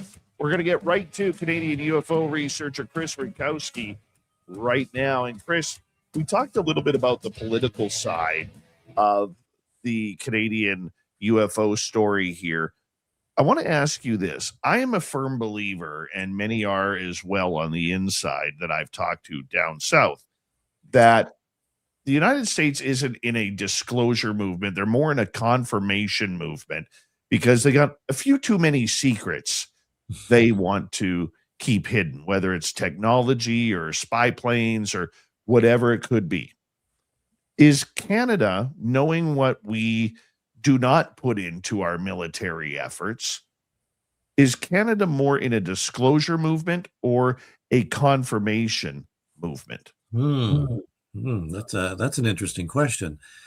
I think if I had a choice between the two, I'd have to say that Canada was in the disclosure phase, because there is a lot of information that is out there, and there is this sort of rising wave of interest from the scientific community. From at an official level too. So I would have to say that we're looking more to find out what's going on behind the scenes. Although it could be argued that it's more confirmation as well, that a lot of the population believes that we have already been contacted and that there are NHIs or whatever. But in the United States, I think it would be the disclosure movement because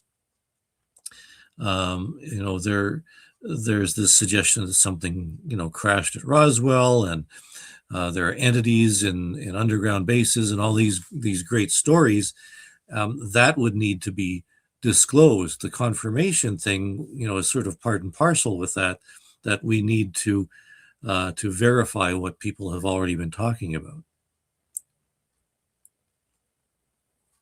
In the U.S., though, the reason why many are calling it a confirmation is because of the games that are being played. We don't seem to have those same games being played up here. So I could see where you're coming from the distance, that we are looking to disclose the actual paperwork. What do you think would happen then if Canada disclosed before the United States? Do you think it would get any clout south of the border? Well, I think that certain people south of the border would be furious that we preempted them. I think it's not beyond the realm of possibility that Canada might be more forthcoming on the issue, because there are enough indications of scientific studies that have been done, documents that we suspect exist but we haven't seen yet.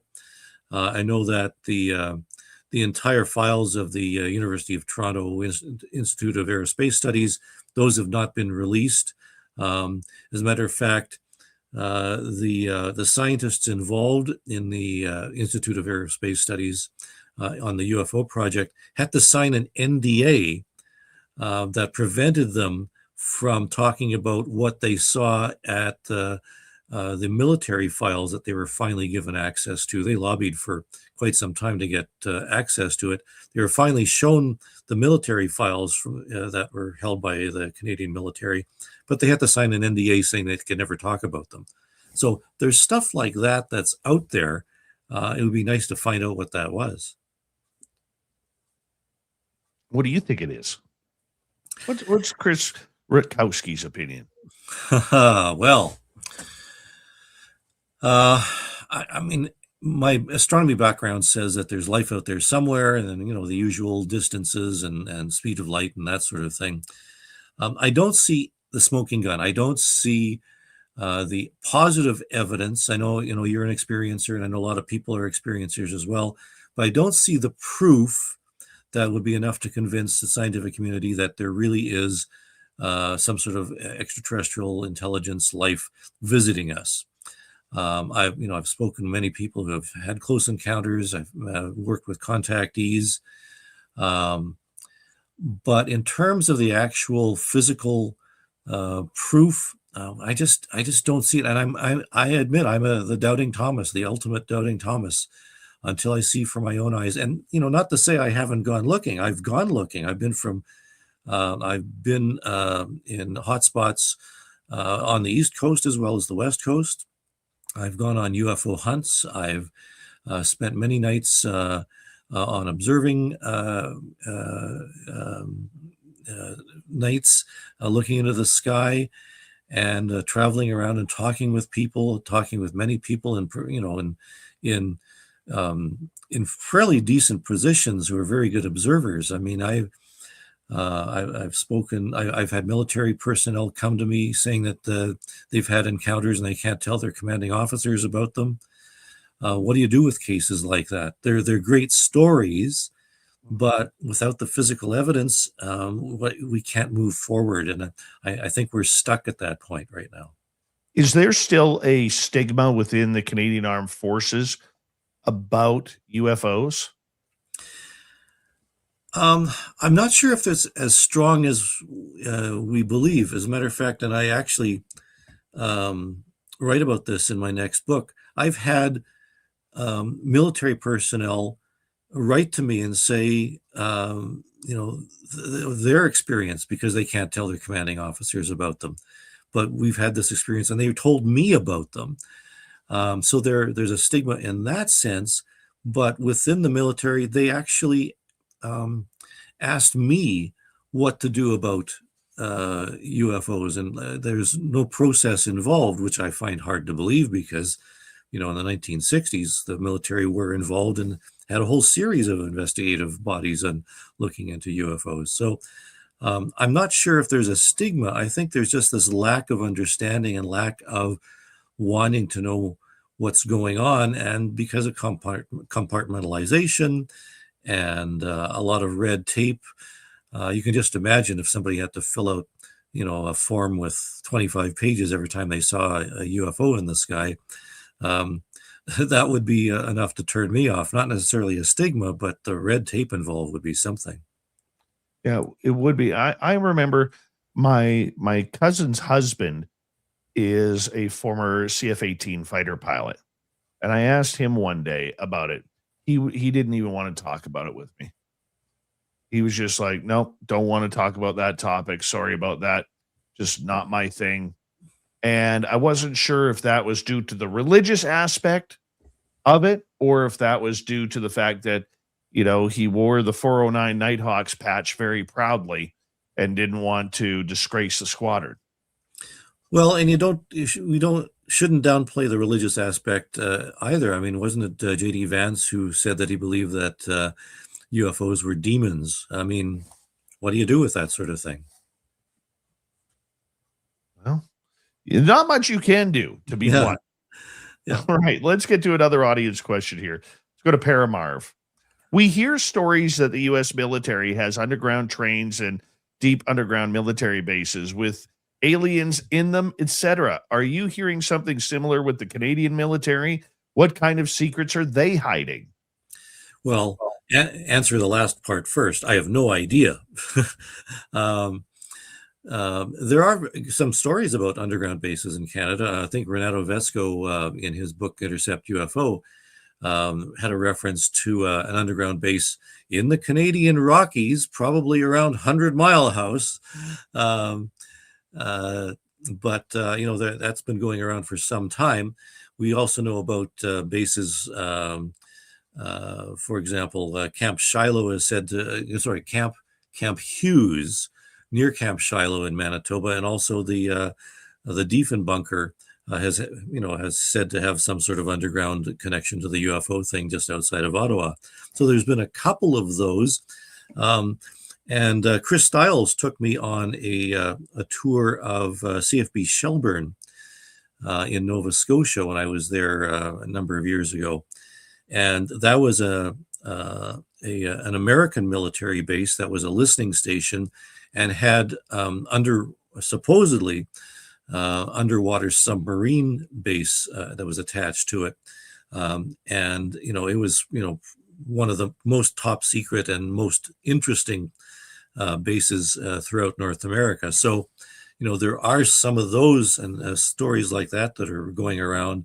Whether they've continued over the years, it's hard to tell. I mean, in Canada, we also have not just Suffield, but also Cold Lake. And Cold Lake was where they tested the cruise missile before it was put into operation. The Americans came up here to do that. And there have been some interesting cases. I've had reports from military personnel at Cold Lake who said that they saw these objects flying right over their campsite when they were camping out in the wilderness. So maybe there's something related to that at a military base. It's possible. I mean, Cold Lake is a testing area for a lot of advanced technology, sort of the equivalent of Papoose Lake or whatever it is down in the States. So maybe there's a Canadian equivalent to that. I've often wondered whether it was Cold Lake or Suffield as well. Mm-hmm.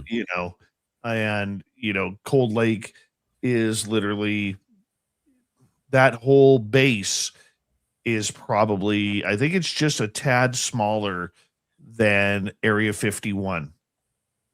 Yeah, there's a lot of restricted area up there. It's a huge area that is no fly. So it's it could be something happening on there. All right, let's move on here. Let's go to Joe here in California. Chris, do you believe that we have reverse engineered UFOs? And if so, do you think they've been weaponized? I really doubt it, because we just watched Artemis 2 head to the moon and back. And if there was some reverse engineered technology, we wouldn't be bothering with rockets, plain and simple. We simply wouldn't. That's the whole argument against the Apollo program too. It was just so risky with really backdated technology. If there was reverse engineered technology from UFOs, we simply wouldn't be spending billions and billions and billions of dollars on these clunky things, basically sardine cans sending people to space.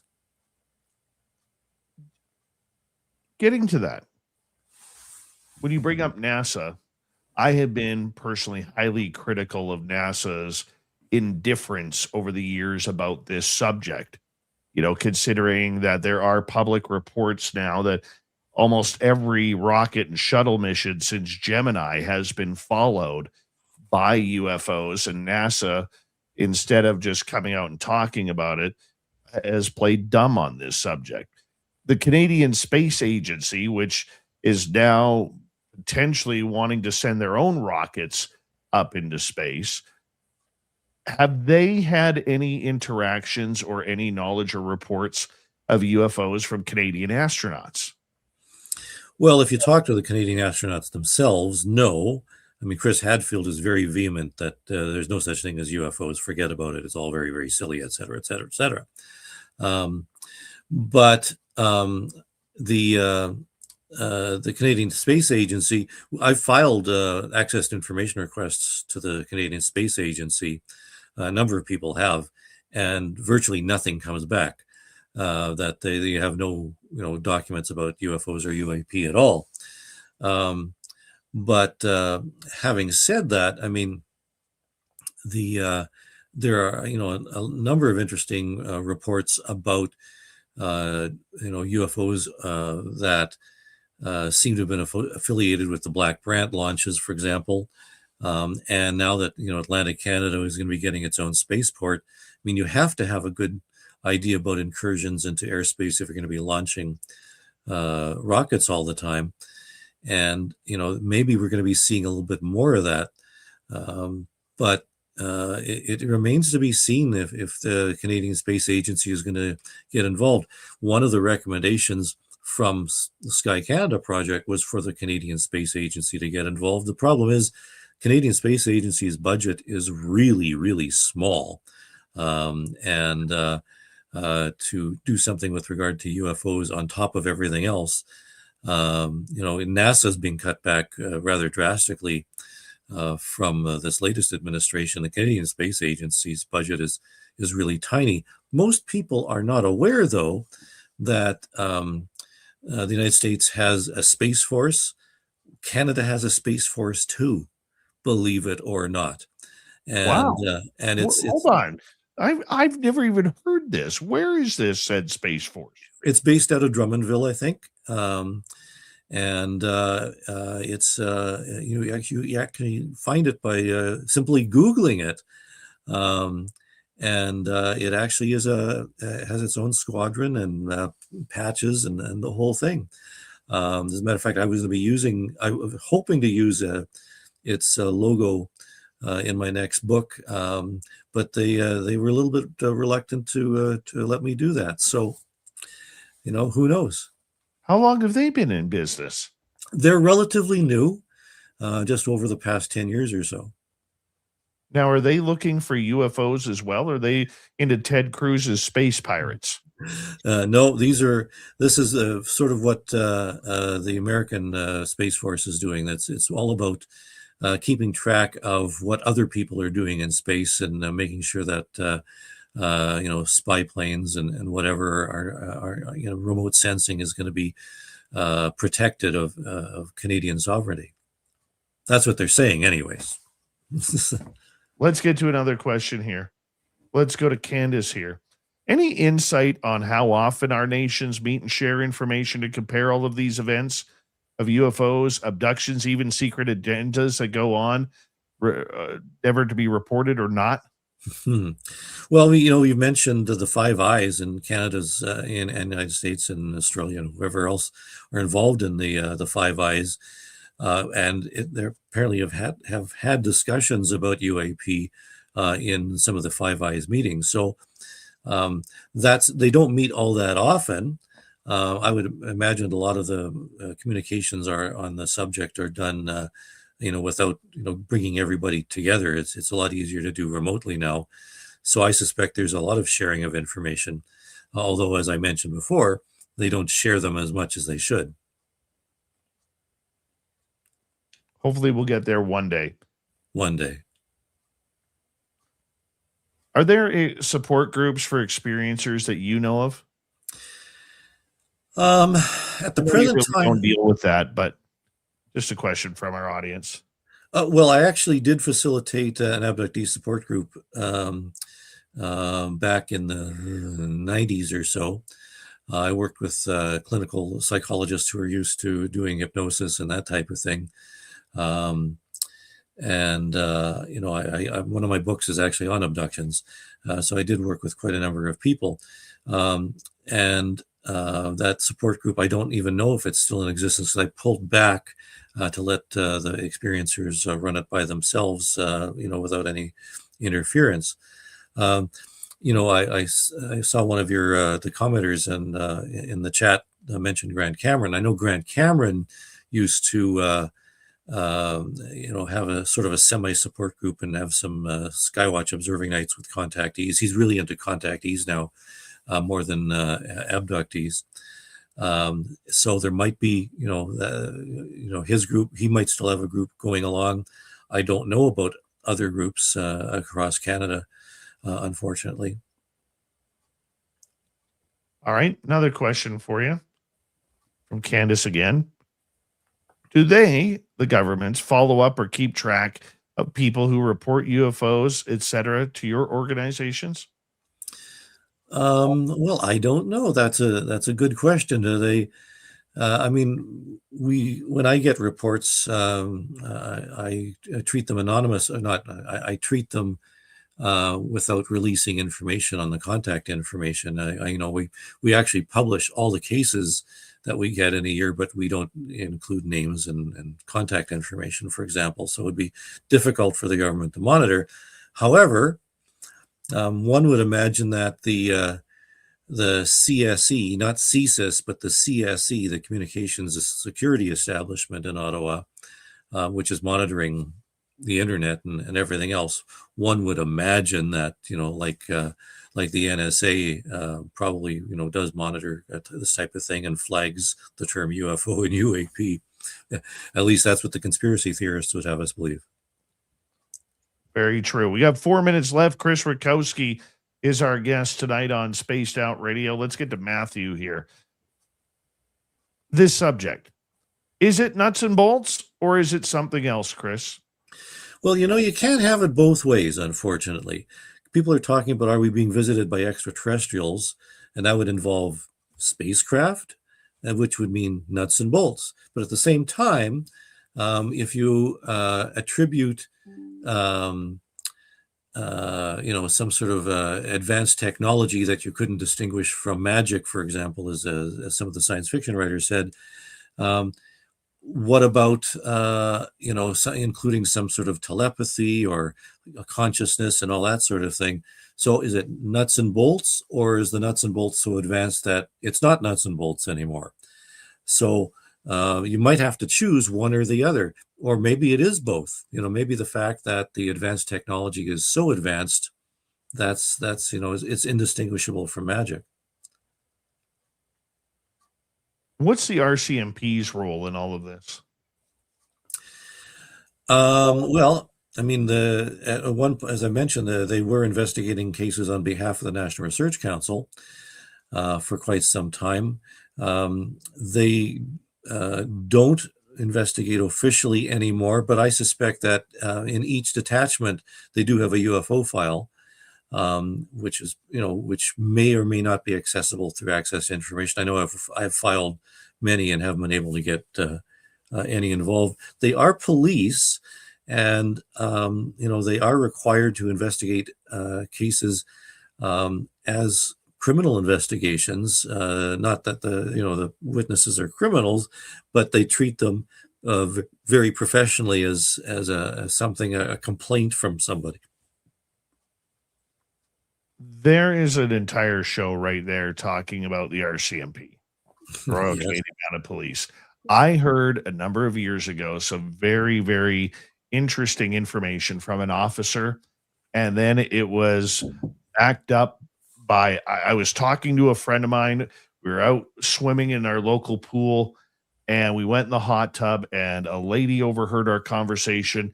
She happened to be an RCMP dispatcher in our area. And she's like, well, let me take this story one step further about the truth behind how UFO reports go with the RCMP. And Well, I remember talking to that officer. One of the first things he said to me, Chris, and we'll get into this next time when we have you on, because we have you on a couple times a year. He said to me, in the air or on the ground? Interesting. Yeah. Well, I actually did have an RCMP officer contact me asking me how to investigate a UFO report. Go figure. Chris, I want to say a big thank you for you coming back on Spaced Out Radio. It is always a pleasure to get your information. I know I bring you on a couple of times a year. I look forward to it again because, well, you're just so darn good on the air. You really are. Tell everybody where they can find your books. Well, certainly on Amazon. My next book is coming out in July called Canada's UFO Secrets. But I'm on social media all over the place, Instagram, and I have YouTube channels. The Canadian UFO Survey is at canadianUFOreport.ca. And I'm on Facebook all over the place. I'm admin for a number of groups, and you can find me on there too. Chris, thank you so much for coming on the big show once again, because it is always a pleasure to have your knowledge. I feel like you calm me on the subject. Well, it's my role in life. It's what Swamp Dweller and Robin Haynes. That's hour 3 coming up of Spaced Out Radio next. You're listening to Spaced Out Radio with your host, Dave Scott.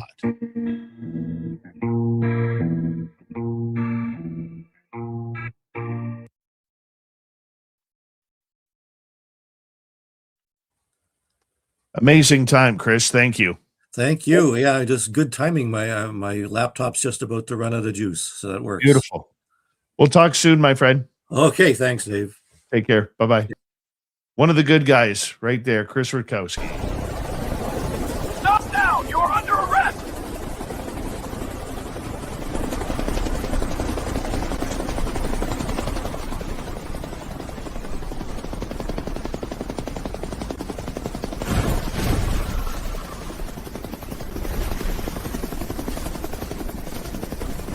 Hands up! Don't move! Don't get caught without your Spaced Out Radio merchandise. We have t-shirts, mugs, hoodies, socks, hats, stickers, and so much more. Whatever you're looking for, we have you covered. Why just be a fan of the paranormal when you can look the part? We don't have ugly merch, folks. Check out the Spaced Out Radio store. Find the link in the description below.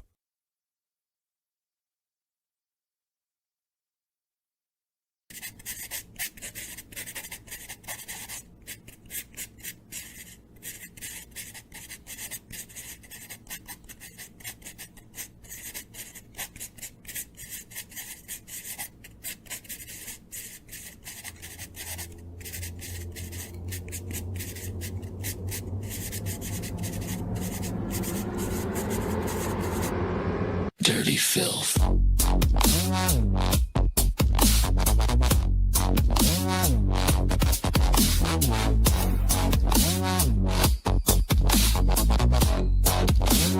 Dirty filth.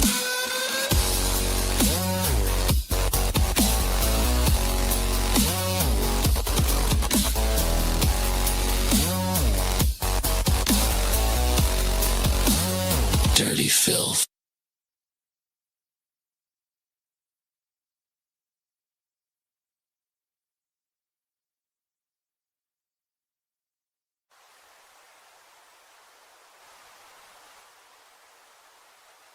Object is heading north 045 degrees. It's definitely not a plane.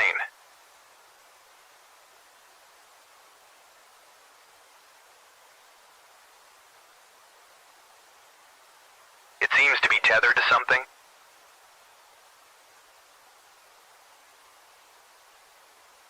Is that a banner tow? Caribou Con. Does anyone know what Caribou Con is? Caribou Con, one of the BC Caribou region's best-kept secrets. Until now. Join our panel of renowned paranormal experts for a weekend of fun and intriguing presentations.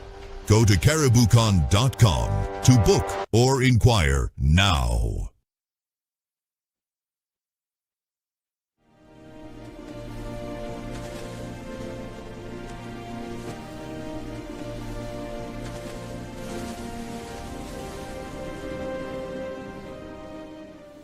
Over here.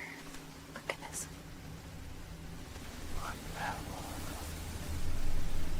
Discover Spaced Out Radio on all your favorite platforms. We're live every single night with the best in UFOs, cryptids, paranormal, and the unexplained. And you can find us on all your favorite platforms. Head over to Instagram for behind the scenes and daily weirdness, TikTok for quick mind-bending clips, Facebook for community discussions, and X for real-time updates and hot takes. Wherever you scroll, Spaced Out Radio is there. So go search Spaced Out Radio on every platform, hit follow, and turn on notifications so you never miss a single episode. The weird is waiting. See you there.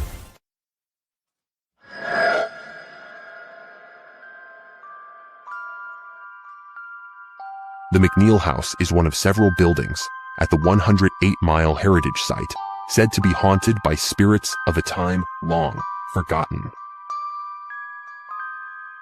But would you stay the night? Along with guided ghost tours and paranormal investigations, Haunted 108 is offering a chance to spend the entire night inside the historic McNeil House by booking one of our B&B style sleepovers, where you can experience the hauntings firsthand, meet the resident ghost cat, and witness unusual activity. If you dare to turn history into a night you'll never forget, book your spot now at haunted108.com. Spots are limited. Will you be brave enough? All right, we have about a minute to go here before we get going back on Spaced Out Radio. Gailey, I never got your email from prior. I never got your address. I know you and I have talked about this, but I've never got your address or your email. I checked my junk mail account and I never seen it. Could you please email me again? Because I'm going to check up on this and see what we can do to help you out. Okay. So we'll make sure of that. Promise you. And I'm off tomorrow. So I don't have my daytime job tomorrow. So you can email me and I'll get to you tomorrow. Derek the Woo-Poo, how you doing? Nice to see you. Dave at spacedoutradio.com, by the way, Gailey. Dave at spacedoutradio.com. Thank you, T-Bone times 2, Benno, Pam, Candace, and Vaughn for the super chats. Here we go with hour 3.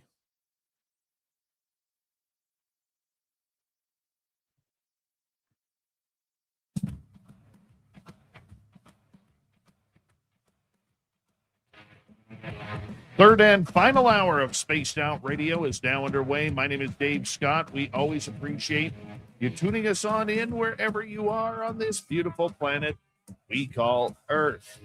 Hello to everyone listening in on our terrestrial affiliates around North America, digitally on every major podcast network, our website, spacedoutradio.com. We have a plethora of features for you. Rock out to Bumblefoot, read the Newswire, check out our swag as well. You can follow us on X at Spaced Out Radio, Instagram at Spaced Out Radio Show, and on Patreon in the Space Travelers Club. The Desert Clam has set the password for tonight in the SOR Space Travelers Club. Ichnomancy. Ichnomancy is your password. Use it wisely, Space Travelers, as the Clam sets the password each and every night right here on Spaced Out Radio. Let's head to the swamp. Hello and welcome to Spaced Out Radio's Swamp. I'm Swamp Dweller, and tonight I'm going to take you on a mystic journey of the unknown, sharing tales of monsters, legends, and nightmares. Welcome to the Spaced Out Radio Swamp. In early winter of 1996, I was dating a girl from the Tonto Apache Reservation in Payson, Arizona. After leaving the reservation at about 3 a.m. in the morning one day, I made a right-hand turn from the res to go back into town, before the stoplight and the big casino were built, and saw the scariest thing I had ever seen in my life. Off to my right, out to the big ditch just on the edge of my headlights, I saw a very strange and intimidating creature. The creature looked to be a man at first, but I quickly realized it was not a man. This thing slowly walked from the right-hand shoulder, off the road to the center of the right lane of traffic. It slowly walked across and in front of me, staring at me the entire time, looking straight into my eyes. This thing had the body and torso of a well-developed man, yet it was covered in fur. That which resembled the fur of a coyote or a wolf, maybe. The torso was muscular, and then I noticed that this creature did not walk on normal legs. It had hind legs similar to a deer's legs, and walked on hooves. Lastly, I noticed the creature had the head the size of a man, with a small snout like a coyote's, dog's ears, and eyes very piercing, illuminating grayish blue. These eyes were definitely not of human origin. Remember, this was at 3 a.m. in the morning, and before the lights of the big casino or the street lights in southern Payson were even around. Its eyes literally glowed, and it stared at me as it made its way into the second lane of traffic, which was off to my left-hand side, and then stopped and stared at me as I drove slowly by it. The whole time, I had eye contact with this thing. I had to add that even though this incident did happen, I felt like I was the only person on Earth at that moment, and that this creature knew everything about me. Everything I ever was and everything I ever would be. It owned me in every way. It seemed as though the entire world went into slow motion and I was meant to see this thing. As I passed the creature, I broke eye contact with it, shifted gears in my truck, and hauled ass through town to my home on the north side of Payson. I could not even take my eyes off the road and was afraid to even look beside me. As stated above, this thing owned me in every way. When I arrived home, I literally had to call my father on my cell phone and have him turn on the porch light and step outside of the house before I could make it through the dark into the porch light. I was that scared. I tried to explain to my father what I had seen, but I could not stop crying because I could not stop replaying it in my mind. When I could finally talk, I explained what I had seen, and my father agreed to go back with me first light to see if we could find any sign or fresh tracks that would help me explain my experience. I'm a fourth-generation big game hunter, and I was raised in the backcountry hunting and fishing. Even though, at first light, we would go check the tracks, I knew what I saw was not human. We sat up until daylight and headed toward the res at first light. As expected, there was no fresh tracks and no fresh sign of anything. I did not go back and see my girlfriend for some time afterwards. It was almost a week before I could go back out there without freaking out. When I went back and told my girlfriend what I had seen, she did not seem too surprised and began trying to explain a few things to me. She then stated that her father needed to talk to me ASAP. I waited for a few days to go up there and see him. But when I did, he brought me into his room, and when I told him what I saw that night, he told me what I had seen was a skinwalker. I can tell you that shortly after that, I unfortunately had to leave that girlfriend for unrelated issues, I assure you, and I have not gone back on the res ever since.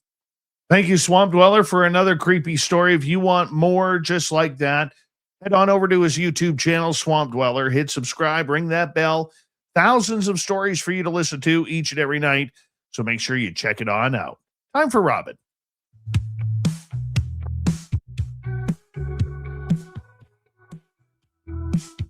Robin hangs soft where the tall trees sway. She hears Bigfoot whisper what the wind won't say.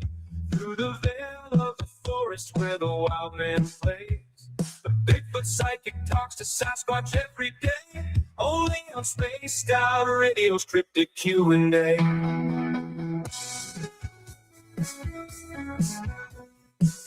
Robin, it's always great to have you back on Spaced Out Radio. How you doing? I'm good. Always happy to be here. It is always great to have you here as well. The weather is warming up.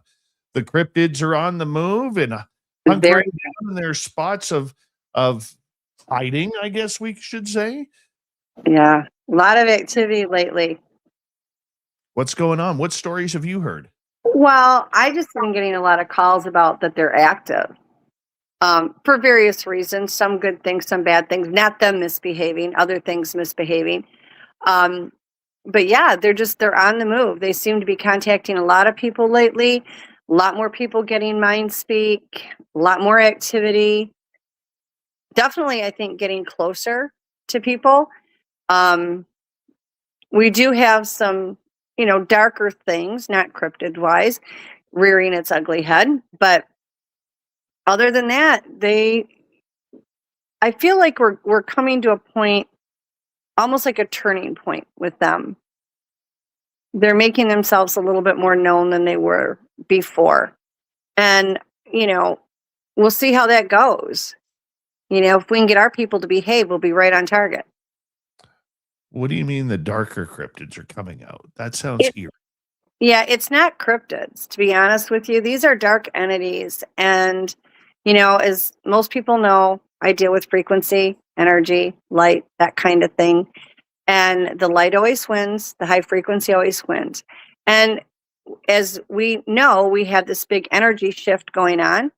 We have a lot of power movement as far as energy going consistently.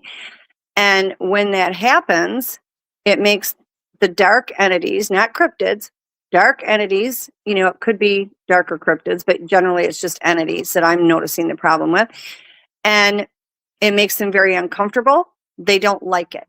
So they fight back. And what I am noticing is a major, major surge with this. And it's affecting a lot of people. People, we already are getting mood swings and this kind of thing because of the energy shift. But also these things play with your head. They make you think it's your thought, not coming from them. And we tend to behave a little differently towards people. We misinterpret things that people are saying. And we end up arguing with people. And it's not us that's doing it. These things are playing because they want to lower our frequency. People with high frequency are noticing this more and more and more, to the point where some of them are claiming to be cryptids. Well, guess what? Everything has an energy signature. And the people that have contacted me, I'm very upfront with them if it's a cryptid or not. But they don't have a cryptid energy signature. So these are a dark entity.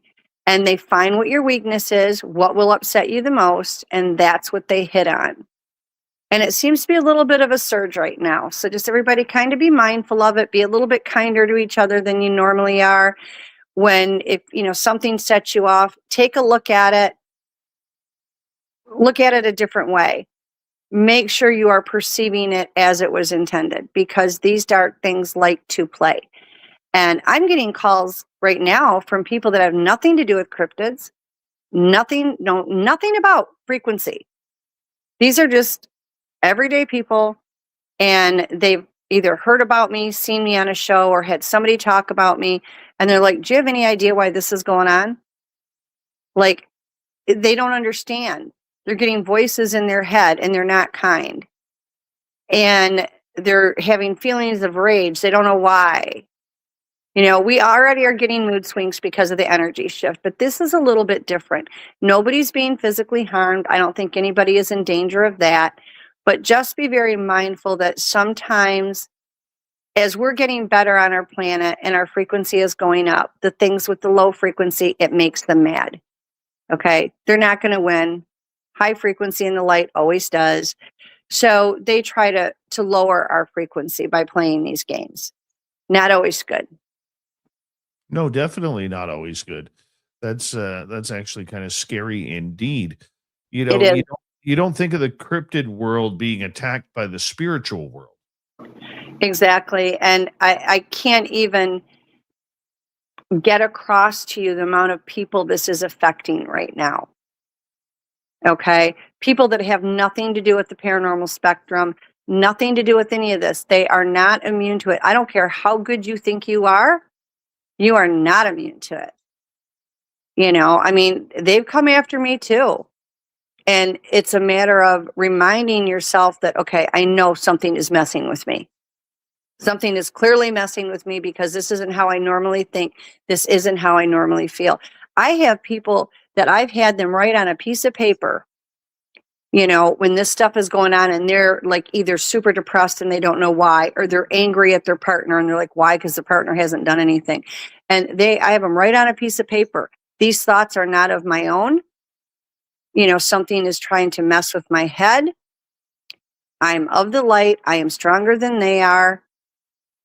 And I can fight this. And you fight this by the knowledge of knowing these things are doing it. So like when they come at me, and I'm not immune to it, I'll be the first one to admit it. They've gotten to me before. But now that I've had enough experience with it, they'll be coming at me and trying to put these thoughts in my head. And I'm like, okay, you can do it all day long, but I know this isn't me. I move my frequency, my energy, and my light. I raise it up and they go bye-bye. So they don't have a lot of power to them. Okay. I don't know of anybody that's been physically harmed in any way. It's a mental game to lower your frequency, which will lower the collective frequency through the consciousness. And that's what it does. No, it can mess with your pets. You can expect some strange behavior. And it can also try to play games with the cryptids. I know of one that tried to tell me that it was one of the cryptids that I know and try to tell me all these dark thoughts. Apparently they didn't realize that I read energy. So I know darn well that's not what it was. And it wasn't. But if you don't know how to read energy, how are you going to know? So it's a matter of being mindful. Like I said, I have people that will make this little mantra, write it down on a piece of paper. Women put it in their purse. Guys put it in their wallet or put it next to your bed, And the reason I have them write it down like that is because our third dimensional brain isn't really good for a ton of stuff in the paranormal spectrum. But when we get projected thoughts into our consciousness, that chaos that can cause, when you look at a piece of paper where those words are written down, that becomes your clarity in a moment of chaos.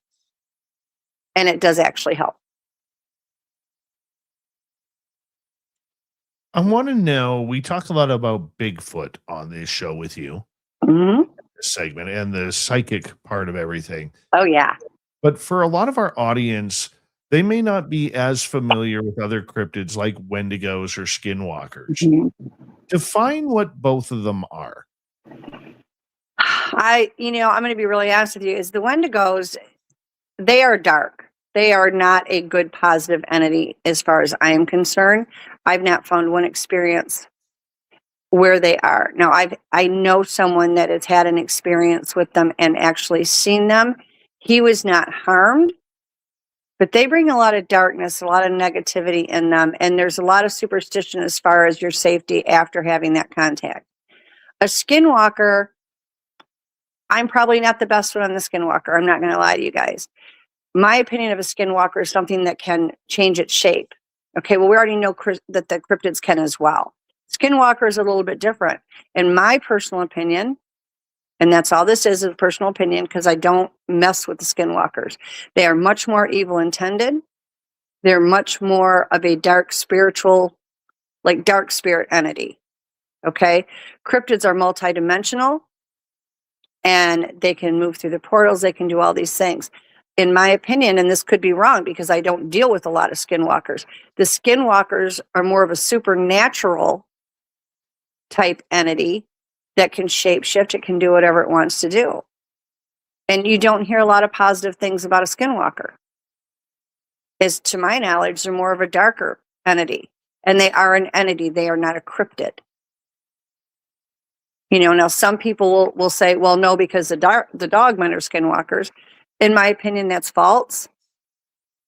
And we will wait for Dr. Ketchum to get the DNA results done, which we are hard at work and waiting on, to be able to prove that. I know what they've told me they are. And I'm going to keep that to myself because I don't know what the DNA samples are going to come back. So if I'm right and they've told me the right things, I don't want to blow the surprise for everybody. But there is a big difference. A Skinwalker, as far as I know, just shapeshifts back and forth, and they do have supernatural powers. Yeah, they are a being that used to be formerly a human that traded basically their soul for immortality, but they have to do things on an evil way rather than on a helping way, like a First Nation shaman should. Yeah. I don't deal with the Skinwalkers a lot. Not that I wouldn't, but I don't tend to cross paths with them a lot. I have a few times, but not where it was like one-on-one type thing. They just are pure evil. You will never find that I know of anybody that's had a positive experience with them. If they have been around and people are okay after they've left, then you're doing really good.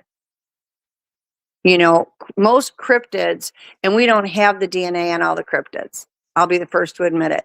But I think they're going to find a very, very thick link to what they found with the Sasquatch as they go down the cryptid line. So getting back to the Wendigos, I mean, these are a creature that seem to have skin, you know, peeling off of them, deer antlers. Now, explain what they look like to people. The ones that, and I have not seen one up close, okay?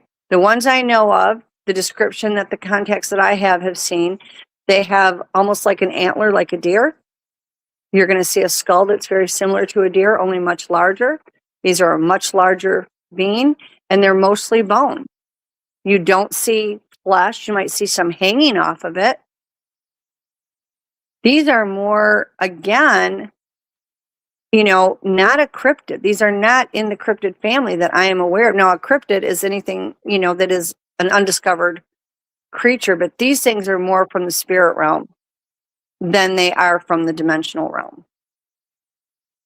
You know, and there's a fine line between those. But these things are evil. Bad things come to people that encounter them. And for some reason, they seem to, people have said that they find coins around them. I don't understand that. I don't understand that. I never have. I've only known 3 people that have had a Wendigo sighting, and there was always coins afterwards. Now, why? I don't know. But these things are dark. These are not something to play with. These are not something to take lightly. And once you become their target, they mean business. These are all dark spiritual entities that have a lot of power to them, and they are not to be taken lightly.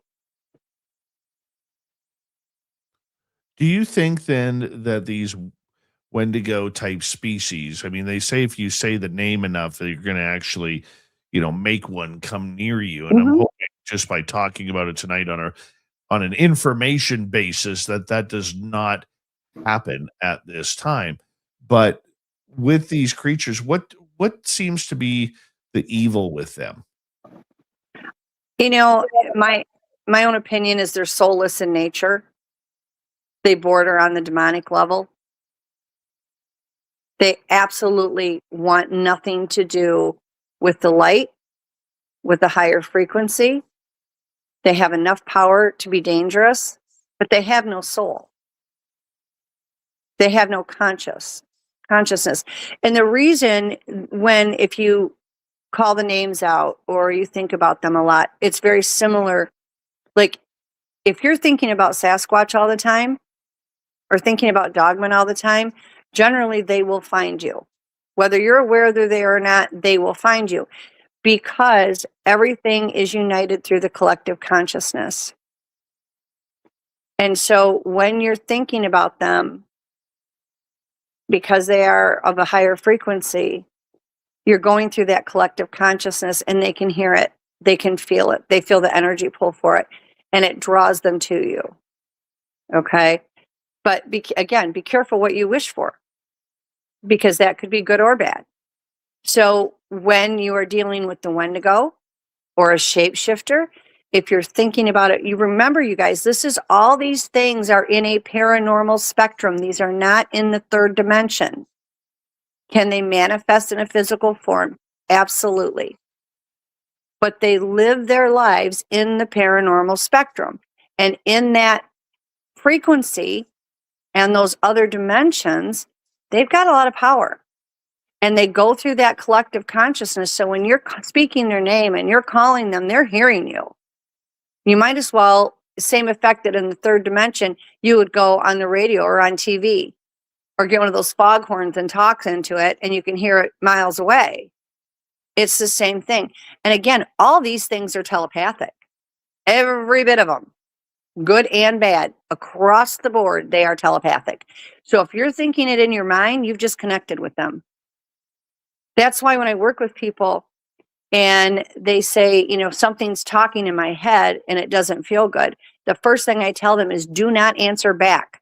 I don't care if you sit there and slap yourself in the face. Think of anything you want to, but do not think of them, because they can track you and they can attach to you that way. Turn on, music, turn it up loud. You don't want anything dark. You want happy, light, great beat to it, and make it loud. You can hide in the white noise until you can, fall back on the frequencies and the energies to get rid of it. But when you think about it, all of these things are telepathic. They are linked through the collective consciousness, and that's how they find you. All right. On that note, we're going to get you to hold on right there, Robin Haynes. We'll be back with the final half hour of the Cryptid Report. We love it when she's here, and I know you do too. This is Spaced Out Radio. Your host, Dave Scott.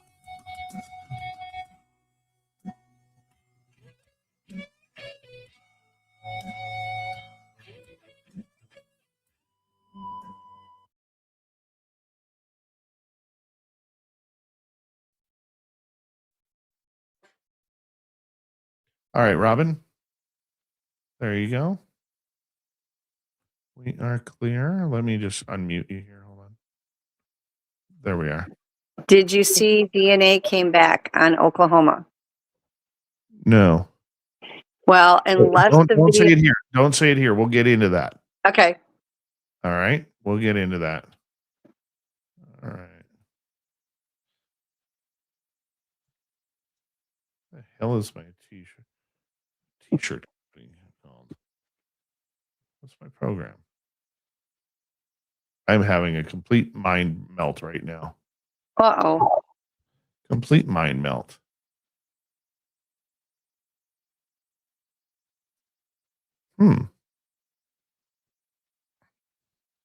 Oh, I got it now. I knew it would come to me. I knew it. It doesn't melt for long. Yeah. It's like, okay, there it is. Now I got it. Excuse me. All right, go here. And let's go.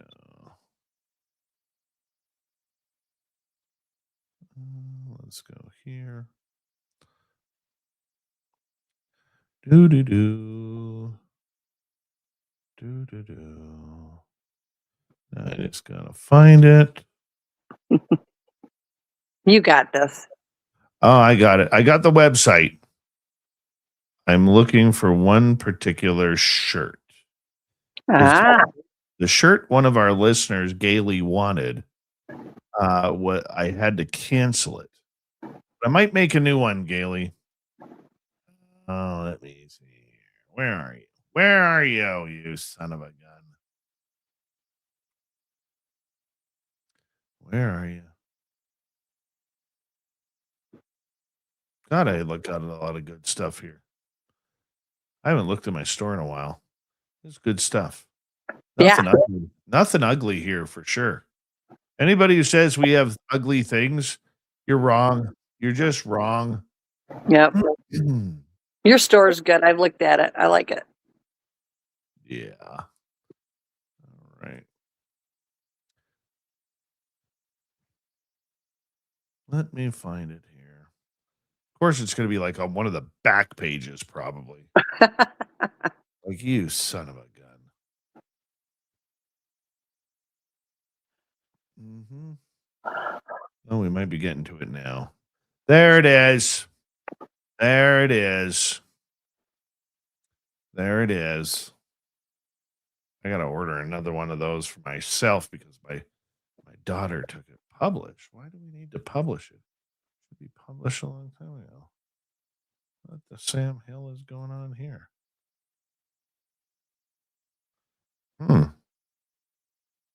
Weird. That was weird. Why was this not published?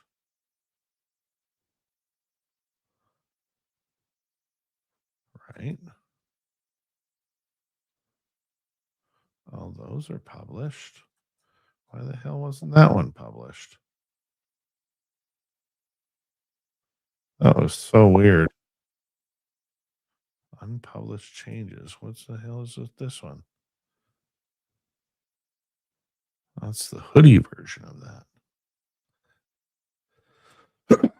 Excuse me. Oh, well, we'll get that one going. All right, let's go here then. There it is. Well, we got to wait here a few seconds. All right, so let's create an order.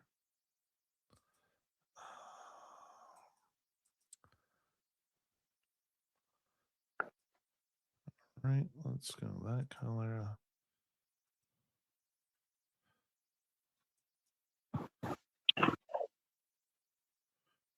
All right.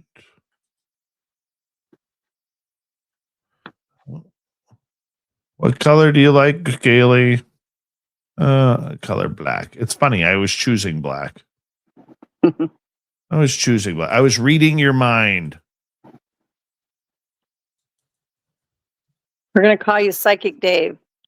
Right? Da-na-na-na-na-na. All right, we're coming back in 25 seconds here. See if I can get this done for Gail.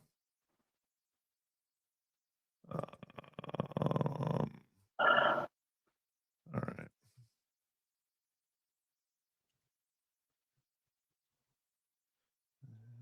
Grab her address here. And here we go.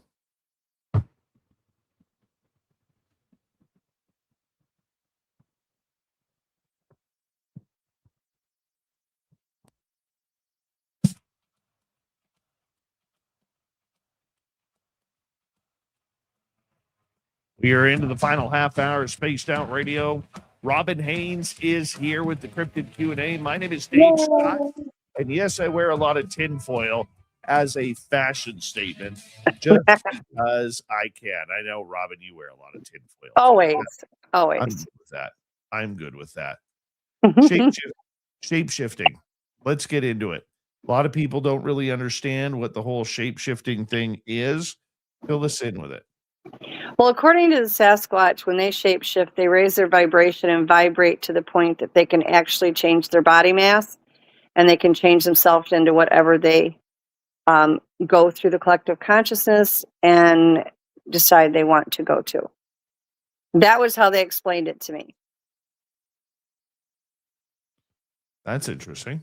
Yeah, it's all done through frequency and vibration, and the mindset, the intent, going through their consciousness, and it's all vibration. It's like when they cloak because they vibrate their body to the point that they bend the light around them, and that's how you don't see them anymore.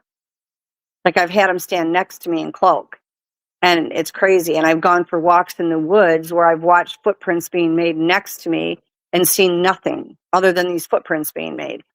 So I finally just got around to asking, like, how do you do it? And they said, well, we just bend the light. We bend the light around us. And I said, okay, how? And they said, well, we raise the vibration. Your people stay in a low vibration. That's why you can't do it. If you'd raise your vibration, you could do it. So that is how they cloak. Okay. A lot of people, and I've thought about this theory too, but I've heard it from other people as well. Maybe the more skeptical side than the woo side of everything. But one of the things that I've wondered about Sasquatch is if they have hollow hair like cows do, like deer and moose do, polar bears. Like, for instance, the majority of people out there don't understand a polar bear, its skin color is actually black. And their hair is translucent and it absorbs light to make them look white in color. I was always wondering if Sasquatch was like that too. Well, I asked Dr. Ketchum about that one time, and I want to remember exactly what she said, and I don't. To my knowledge, it is not hollow like a polar bear. Okay? There's also no DNA in the hair itself. If you want, and this is for people that are going out, and this is my opinion again, this is from what my understanding is, I did ask her, and I don't remember for the life of me what she told me, but this is what my knowledge of it is. It is not so much hollow. A lot of people think it is, but the thing of it is the reason you can't get DNA out of the hair. The only way to get DNA from the hair is in the roots. That is the only place that they hold the DNA. That's why when everybody was sending samples in to the study, unless there was roots to it, it wasn't any good. You couldn't do it. So with the hair sample then, Mm-hmm. because if their hair was hollow, much like a polar bear, Mm-hmm. it could result in what people think is shape-shifting. Yeah. Okay, because they are able to, they are able to change due to the lighting and their environment. You know what I'm saying? Oh yeah. Yeah. And for a long time I always thought it was hollow. But then I asked, one of them I was talking to them about their hair, and they said, "Why would you say our hair is hollow? It's not hollow." So I don't know. Like I said, I did ask Dr. Ketchum about it one time. This was years ago, and she told me, and honestly, I don't remember what she said. So I don't want to quote her. But I do know that there is no DNA in that hair. The only way to get any DNA pulled from it is down in the roots. Now, I do know that their hair it does get translucent, because like when they go, and I've got photos of this, when they go in front of a tree or like leafy vegetation, they'll go in it in the physical sense. Like I had one that was black, went and stood in front of all this brush that I have on going down my property. And then as it stood there, and then I was outside, instead of cloaking, it literally went almost like a green, like the brush. And I took a picture of it like that. Like I have a picture of this weird Sasquatch sitting in the brush, and it was green. It wasn't green when it went into the brush. They blend. It's like when they go and stand by a tree. There are millions of people that claim they've seen them walk into a tree. I absolutely believe that. They can transform their body mass into whatever they want it to do. They go from physical form to spirit form in the blink of an eye. Depending on what their intent is, depending on the frequency that they choose within their body, is what they can do. All abilities, whether it's on our people or on cryptids, on aliens, any type of spiritual being, whatever, all abilities are only accessed through frequency. It's just the way it works. Your frequency has to be high enough. It has to be where it needs to be for that particular ability. Like I teach people how to use their abilities, and the only way you can access them is through your frequency. If your frequency isn't high enough, you can't do it. And with the Sasquatch, it's especially true. That's how they do it. Every time I've asked them, how do you do this? How do you do this? Which I'm sure they're sick of me asking. It always starts out with, we raise our frequency and then we do this. Levitation, same thing. I watched one come down when on one part of my road, they dug the road through a rock. So there's like a rock wall on either side. And I watched one come down the side of this one rock wall, walk across in front of my car to go to the rock wall on the opposite side of the road. It opened up like a portal. It walked in there and the rock closed around it. And I mean, everybody can think I'm nuts. That's okay. I'm good with that. But I know what I saw. And that's not the first and only time I've seen something of that nature. Maybe not in that spot, but in other places as well. They literally can open up a portal anywhere they want to go. All portals is frequency and energy. Very high frequency. Like make your hair stand on end frequency. But they are frequency. So when they're shape-shifting, can they shapeshift, whether it's Bigfoot or Wendigo or anything else, even Dogman? Can they shapeshift into anything that they want, whether it's something physical like a tree or whether it's like a bunny rabbit? Absolutely. Now, I am guessing, I've not seen a Wendigo shapeshift. Do I think they can? I absolutely do. These are all high frequency beings, whether they're a hybrid or a spiritual entity or a dark entity, they are all high frequency. That's where they get the paranormal abilities, which means they have the ability to shapeshift. I've watched a Sasquatch go down and turn into a raccoon. I watched one come in my yard looking like a deer the size of an elk, stand up on its hind legs and shapeshift into a Sasquatch. I've seen it with my own eyes. I've had people at my home and witness these things. So absolutely. But again, when you ask them how they do it, they go back to, it's like the same storyline that you can't get away from. It all goes down to the frequency. It goes to manifestation, intent, frequency, and they do whatever they want to do. I mean, they really have got quite the leg up on us, the good ones and the bad ones, which is actually really frightening.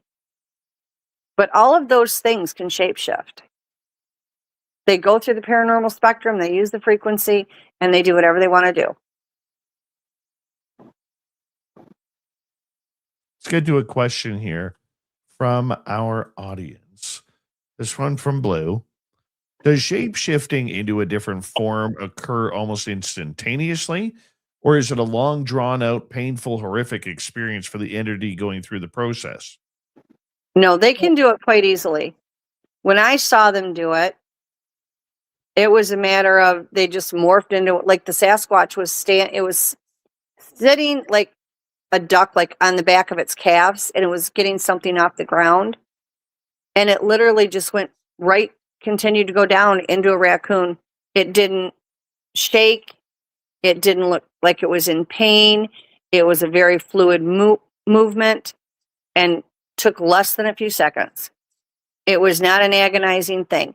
When I saw the deer that was the size of an elk stand up and then it went down into a Sasquatch, it was a very fluid motion and it was done. And it did not look like it was in any kind of pain at all. It wasn't drawn out. It wasn't like a jerky motion at all. It was a very fluid movement and then it was done.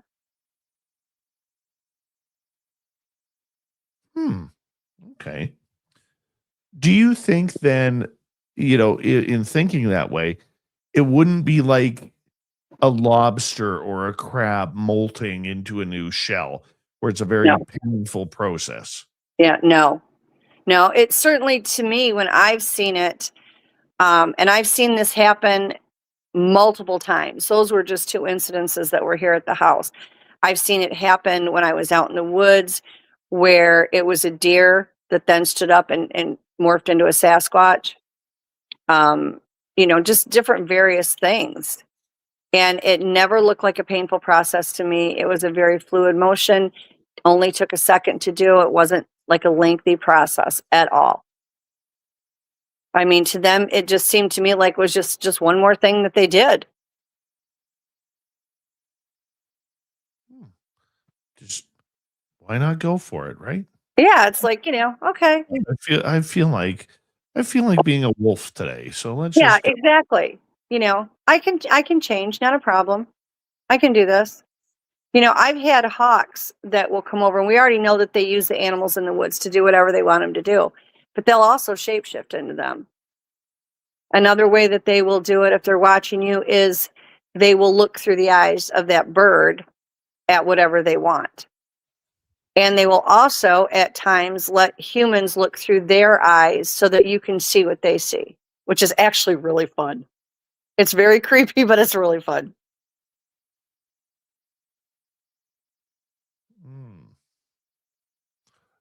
Do you think then they do this for camouflage, protection?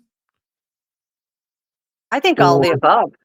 Okay, what about invisibility? I mean, can they make themselves invisible? Yeah, that's when they cloak. There's the cloak and the shimmer. The shimmer is that predator effect like in the movie Predator. So it's kind of like a gelled water. So you can see it kind of moving a little bit. That's what they would call the shimmer. A cloaking, they're completely transparent. They did that in my next door neighbor's yard. Her adult son was over and went to go dump some brush into the woods, heard a growl and looked up, and there was this gargantuan Sasquatch standing there. And I asked him later, I said, when it took off, did it go down on all fours? Because sometimes they will. Was it standing and running off? And he said, that's the weird thing. It was there. I saw it. It was physically in front of me. I could have reached out and touched it. He said, I never saw it leave. It was there 1 second and it was like, blink, it's gone. And he said, the wood is so thick, I would have seen it running. You would have heard it running. I never heard footsteps. I never saw anything. It was physically there. It made a low growl, but it didn't try to hurt me. And then it vanished into thin air. I mean, they can do it in a blink of an eye. I had the one I call him Shadow, he follows me around a lot. And he was like not even 10 feet from me and cloaked. He walked up to me in the middle of my yard in the middle of the day. It was like, he wasn't in brush or anything. He just walked up. And when he cloaked, he was there 1 second and completely transparent the next. There's another one that, I see now and then, and he'll walk up and cloak, and you can feel the energy signature. There was some ones that I was out of state, and the whole clan came up. And they were all around me, and I could see some of them in physical form, and then they cloaked, and then you could see the grass, and the grass, you could see it parting, where you could see one leg, then the next leg walking up, and they came in, I was completely surrounded, and they got right up to me, and you could see a lot of the predator shimmer, and then all of a sudden, everybody was completely cloaked. You could hear them. They were making noises. And then when they went to leave, you watched the grass part, because it was very tall grass. I was up on a hill, and the hill had very short grass, but the bottomlands was very tall grass. You could see them coming in rows from all different directions. I saw one in physical form run behind my car. And as it went down into the bottomlands, it cloaked. And then you could feel them all around me. And the energy from them, because they radiate that high frequency, like you can physically feel it.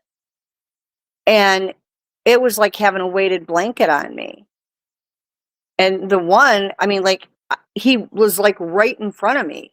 He was within 2 feet of me. And it was such a strong energy. You can ask them to pull the energy back. They have a little bit of control over it. I mean, they're not going to pull everything back, because then they're unprotected.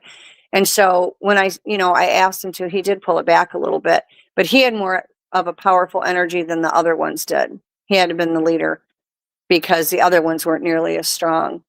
But yeah, I mean, they were 100% transparent, but I could see footprints in the dirt being made. I could see the grasses part.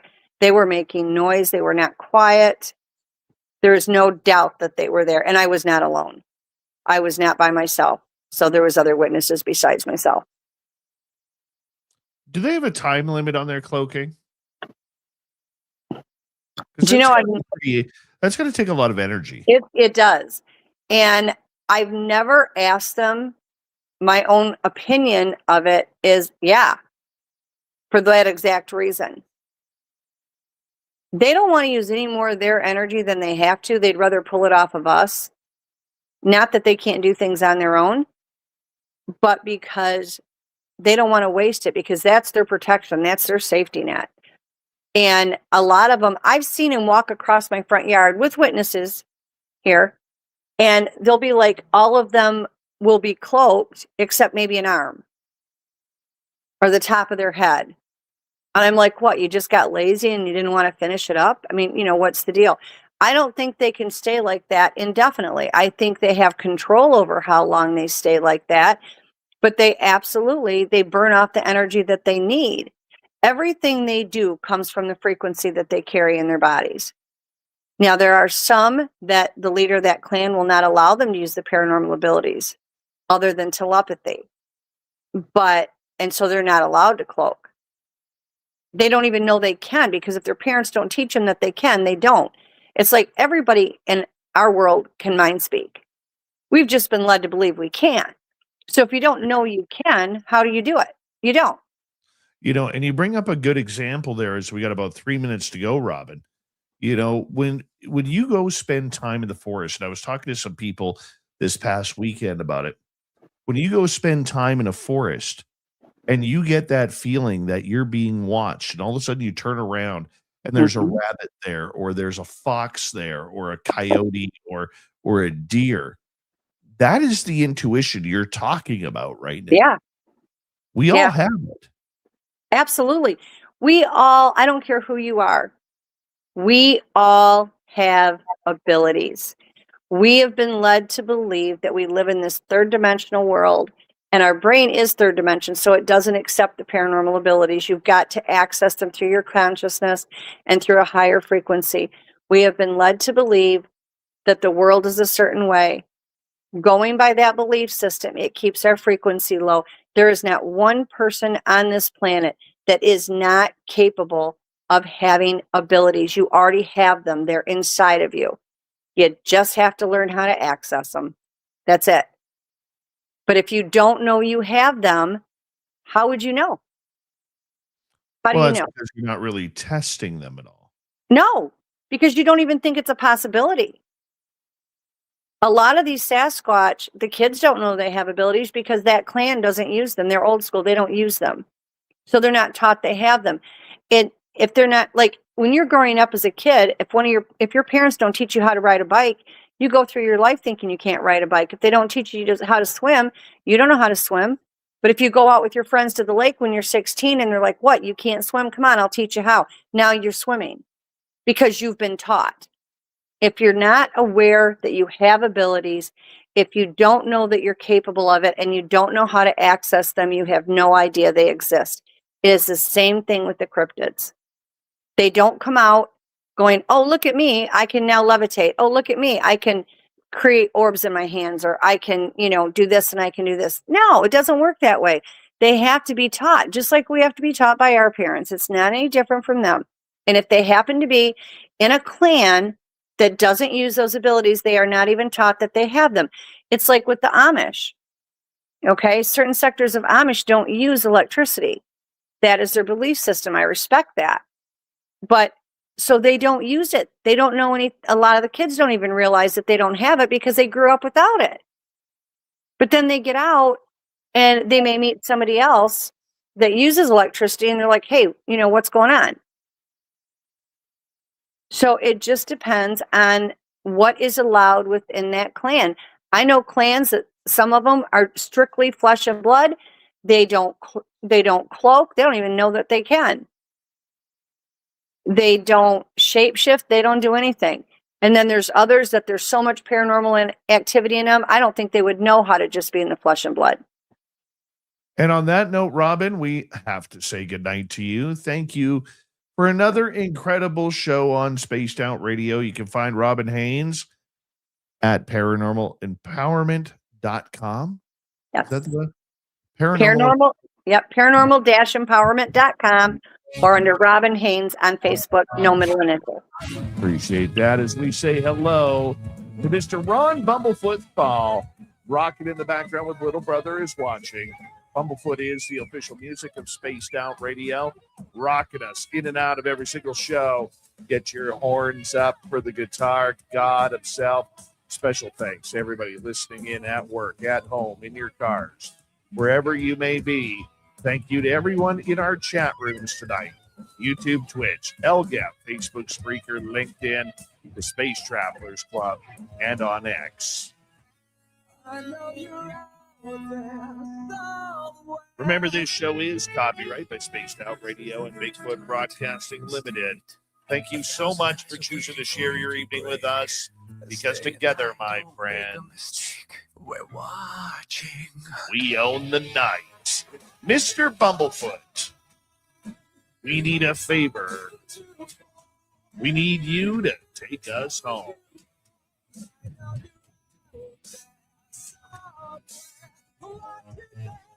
Yes, the Woo Train has docked for the night But soon, my friends, we shall ride again. Your seats are always available. Your tickets never expire. And if you want to bring a friend, we've got room for them too. Good night, everybody.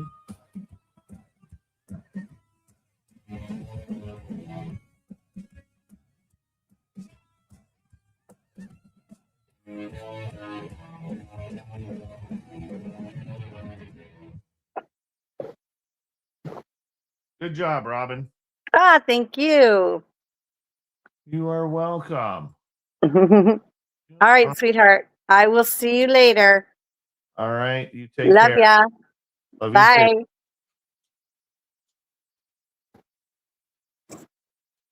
too. Okay.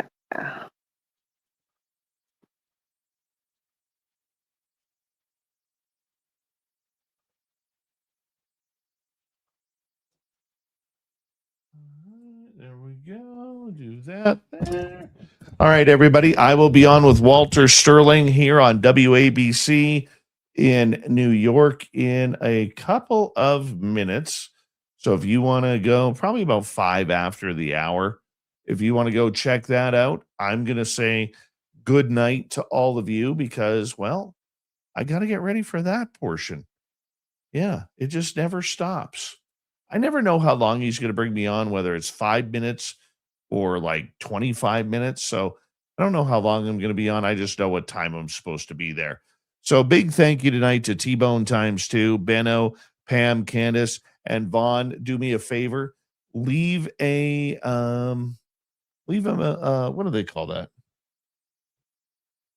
Gosh darn it. Why am I brain farting so much here? Well, there's the phone call. 1 second. Hey, buddy, how you doing?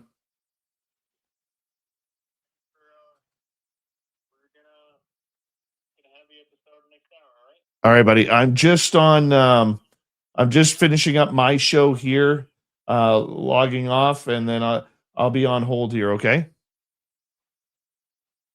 All right, bye. Let's turn that down. So, WABC 770 on the AM dial in New York, or just Google it. Yeah, leave a comment on this show. That's what I wanted to say. Tell me what you thought of it. Tell me your ideas. We'll go from there. So, good night, everybody. Tomorrow night, Karen A. Dahlman was here. We're going to talk some Ouija board stuff. We'll see you then, and you take care.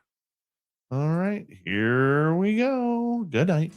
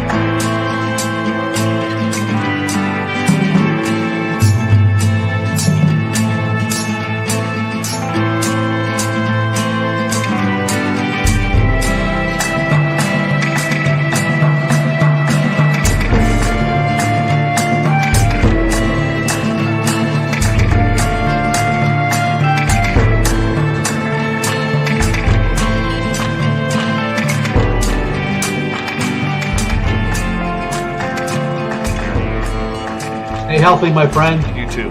If you need bail money, give me a call. Always, Dad. Take care. You too.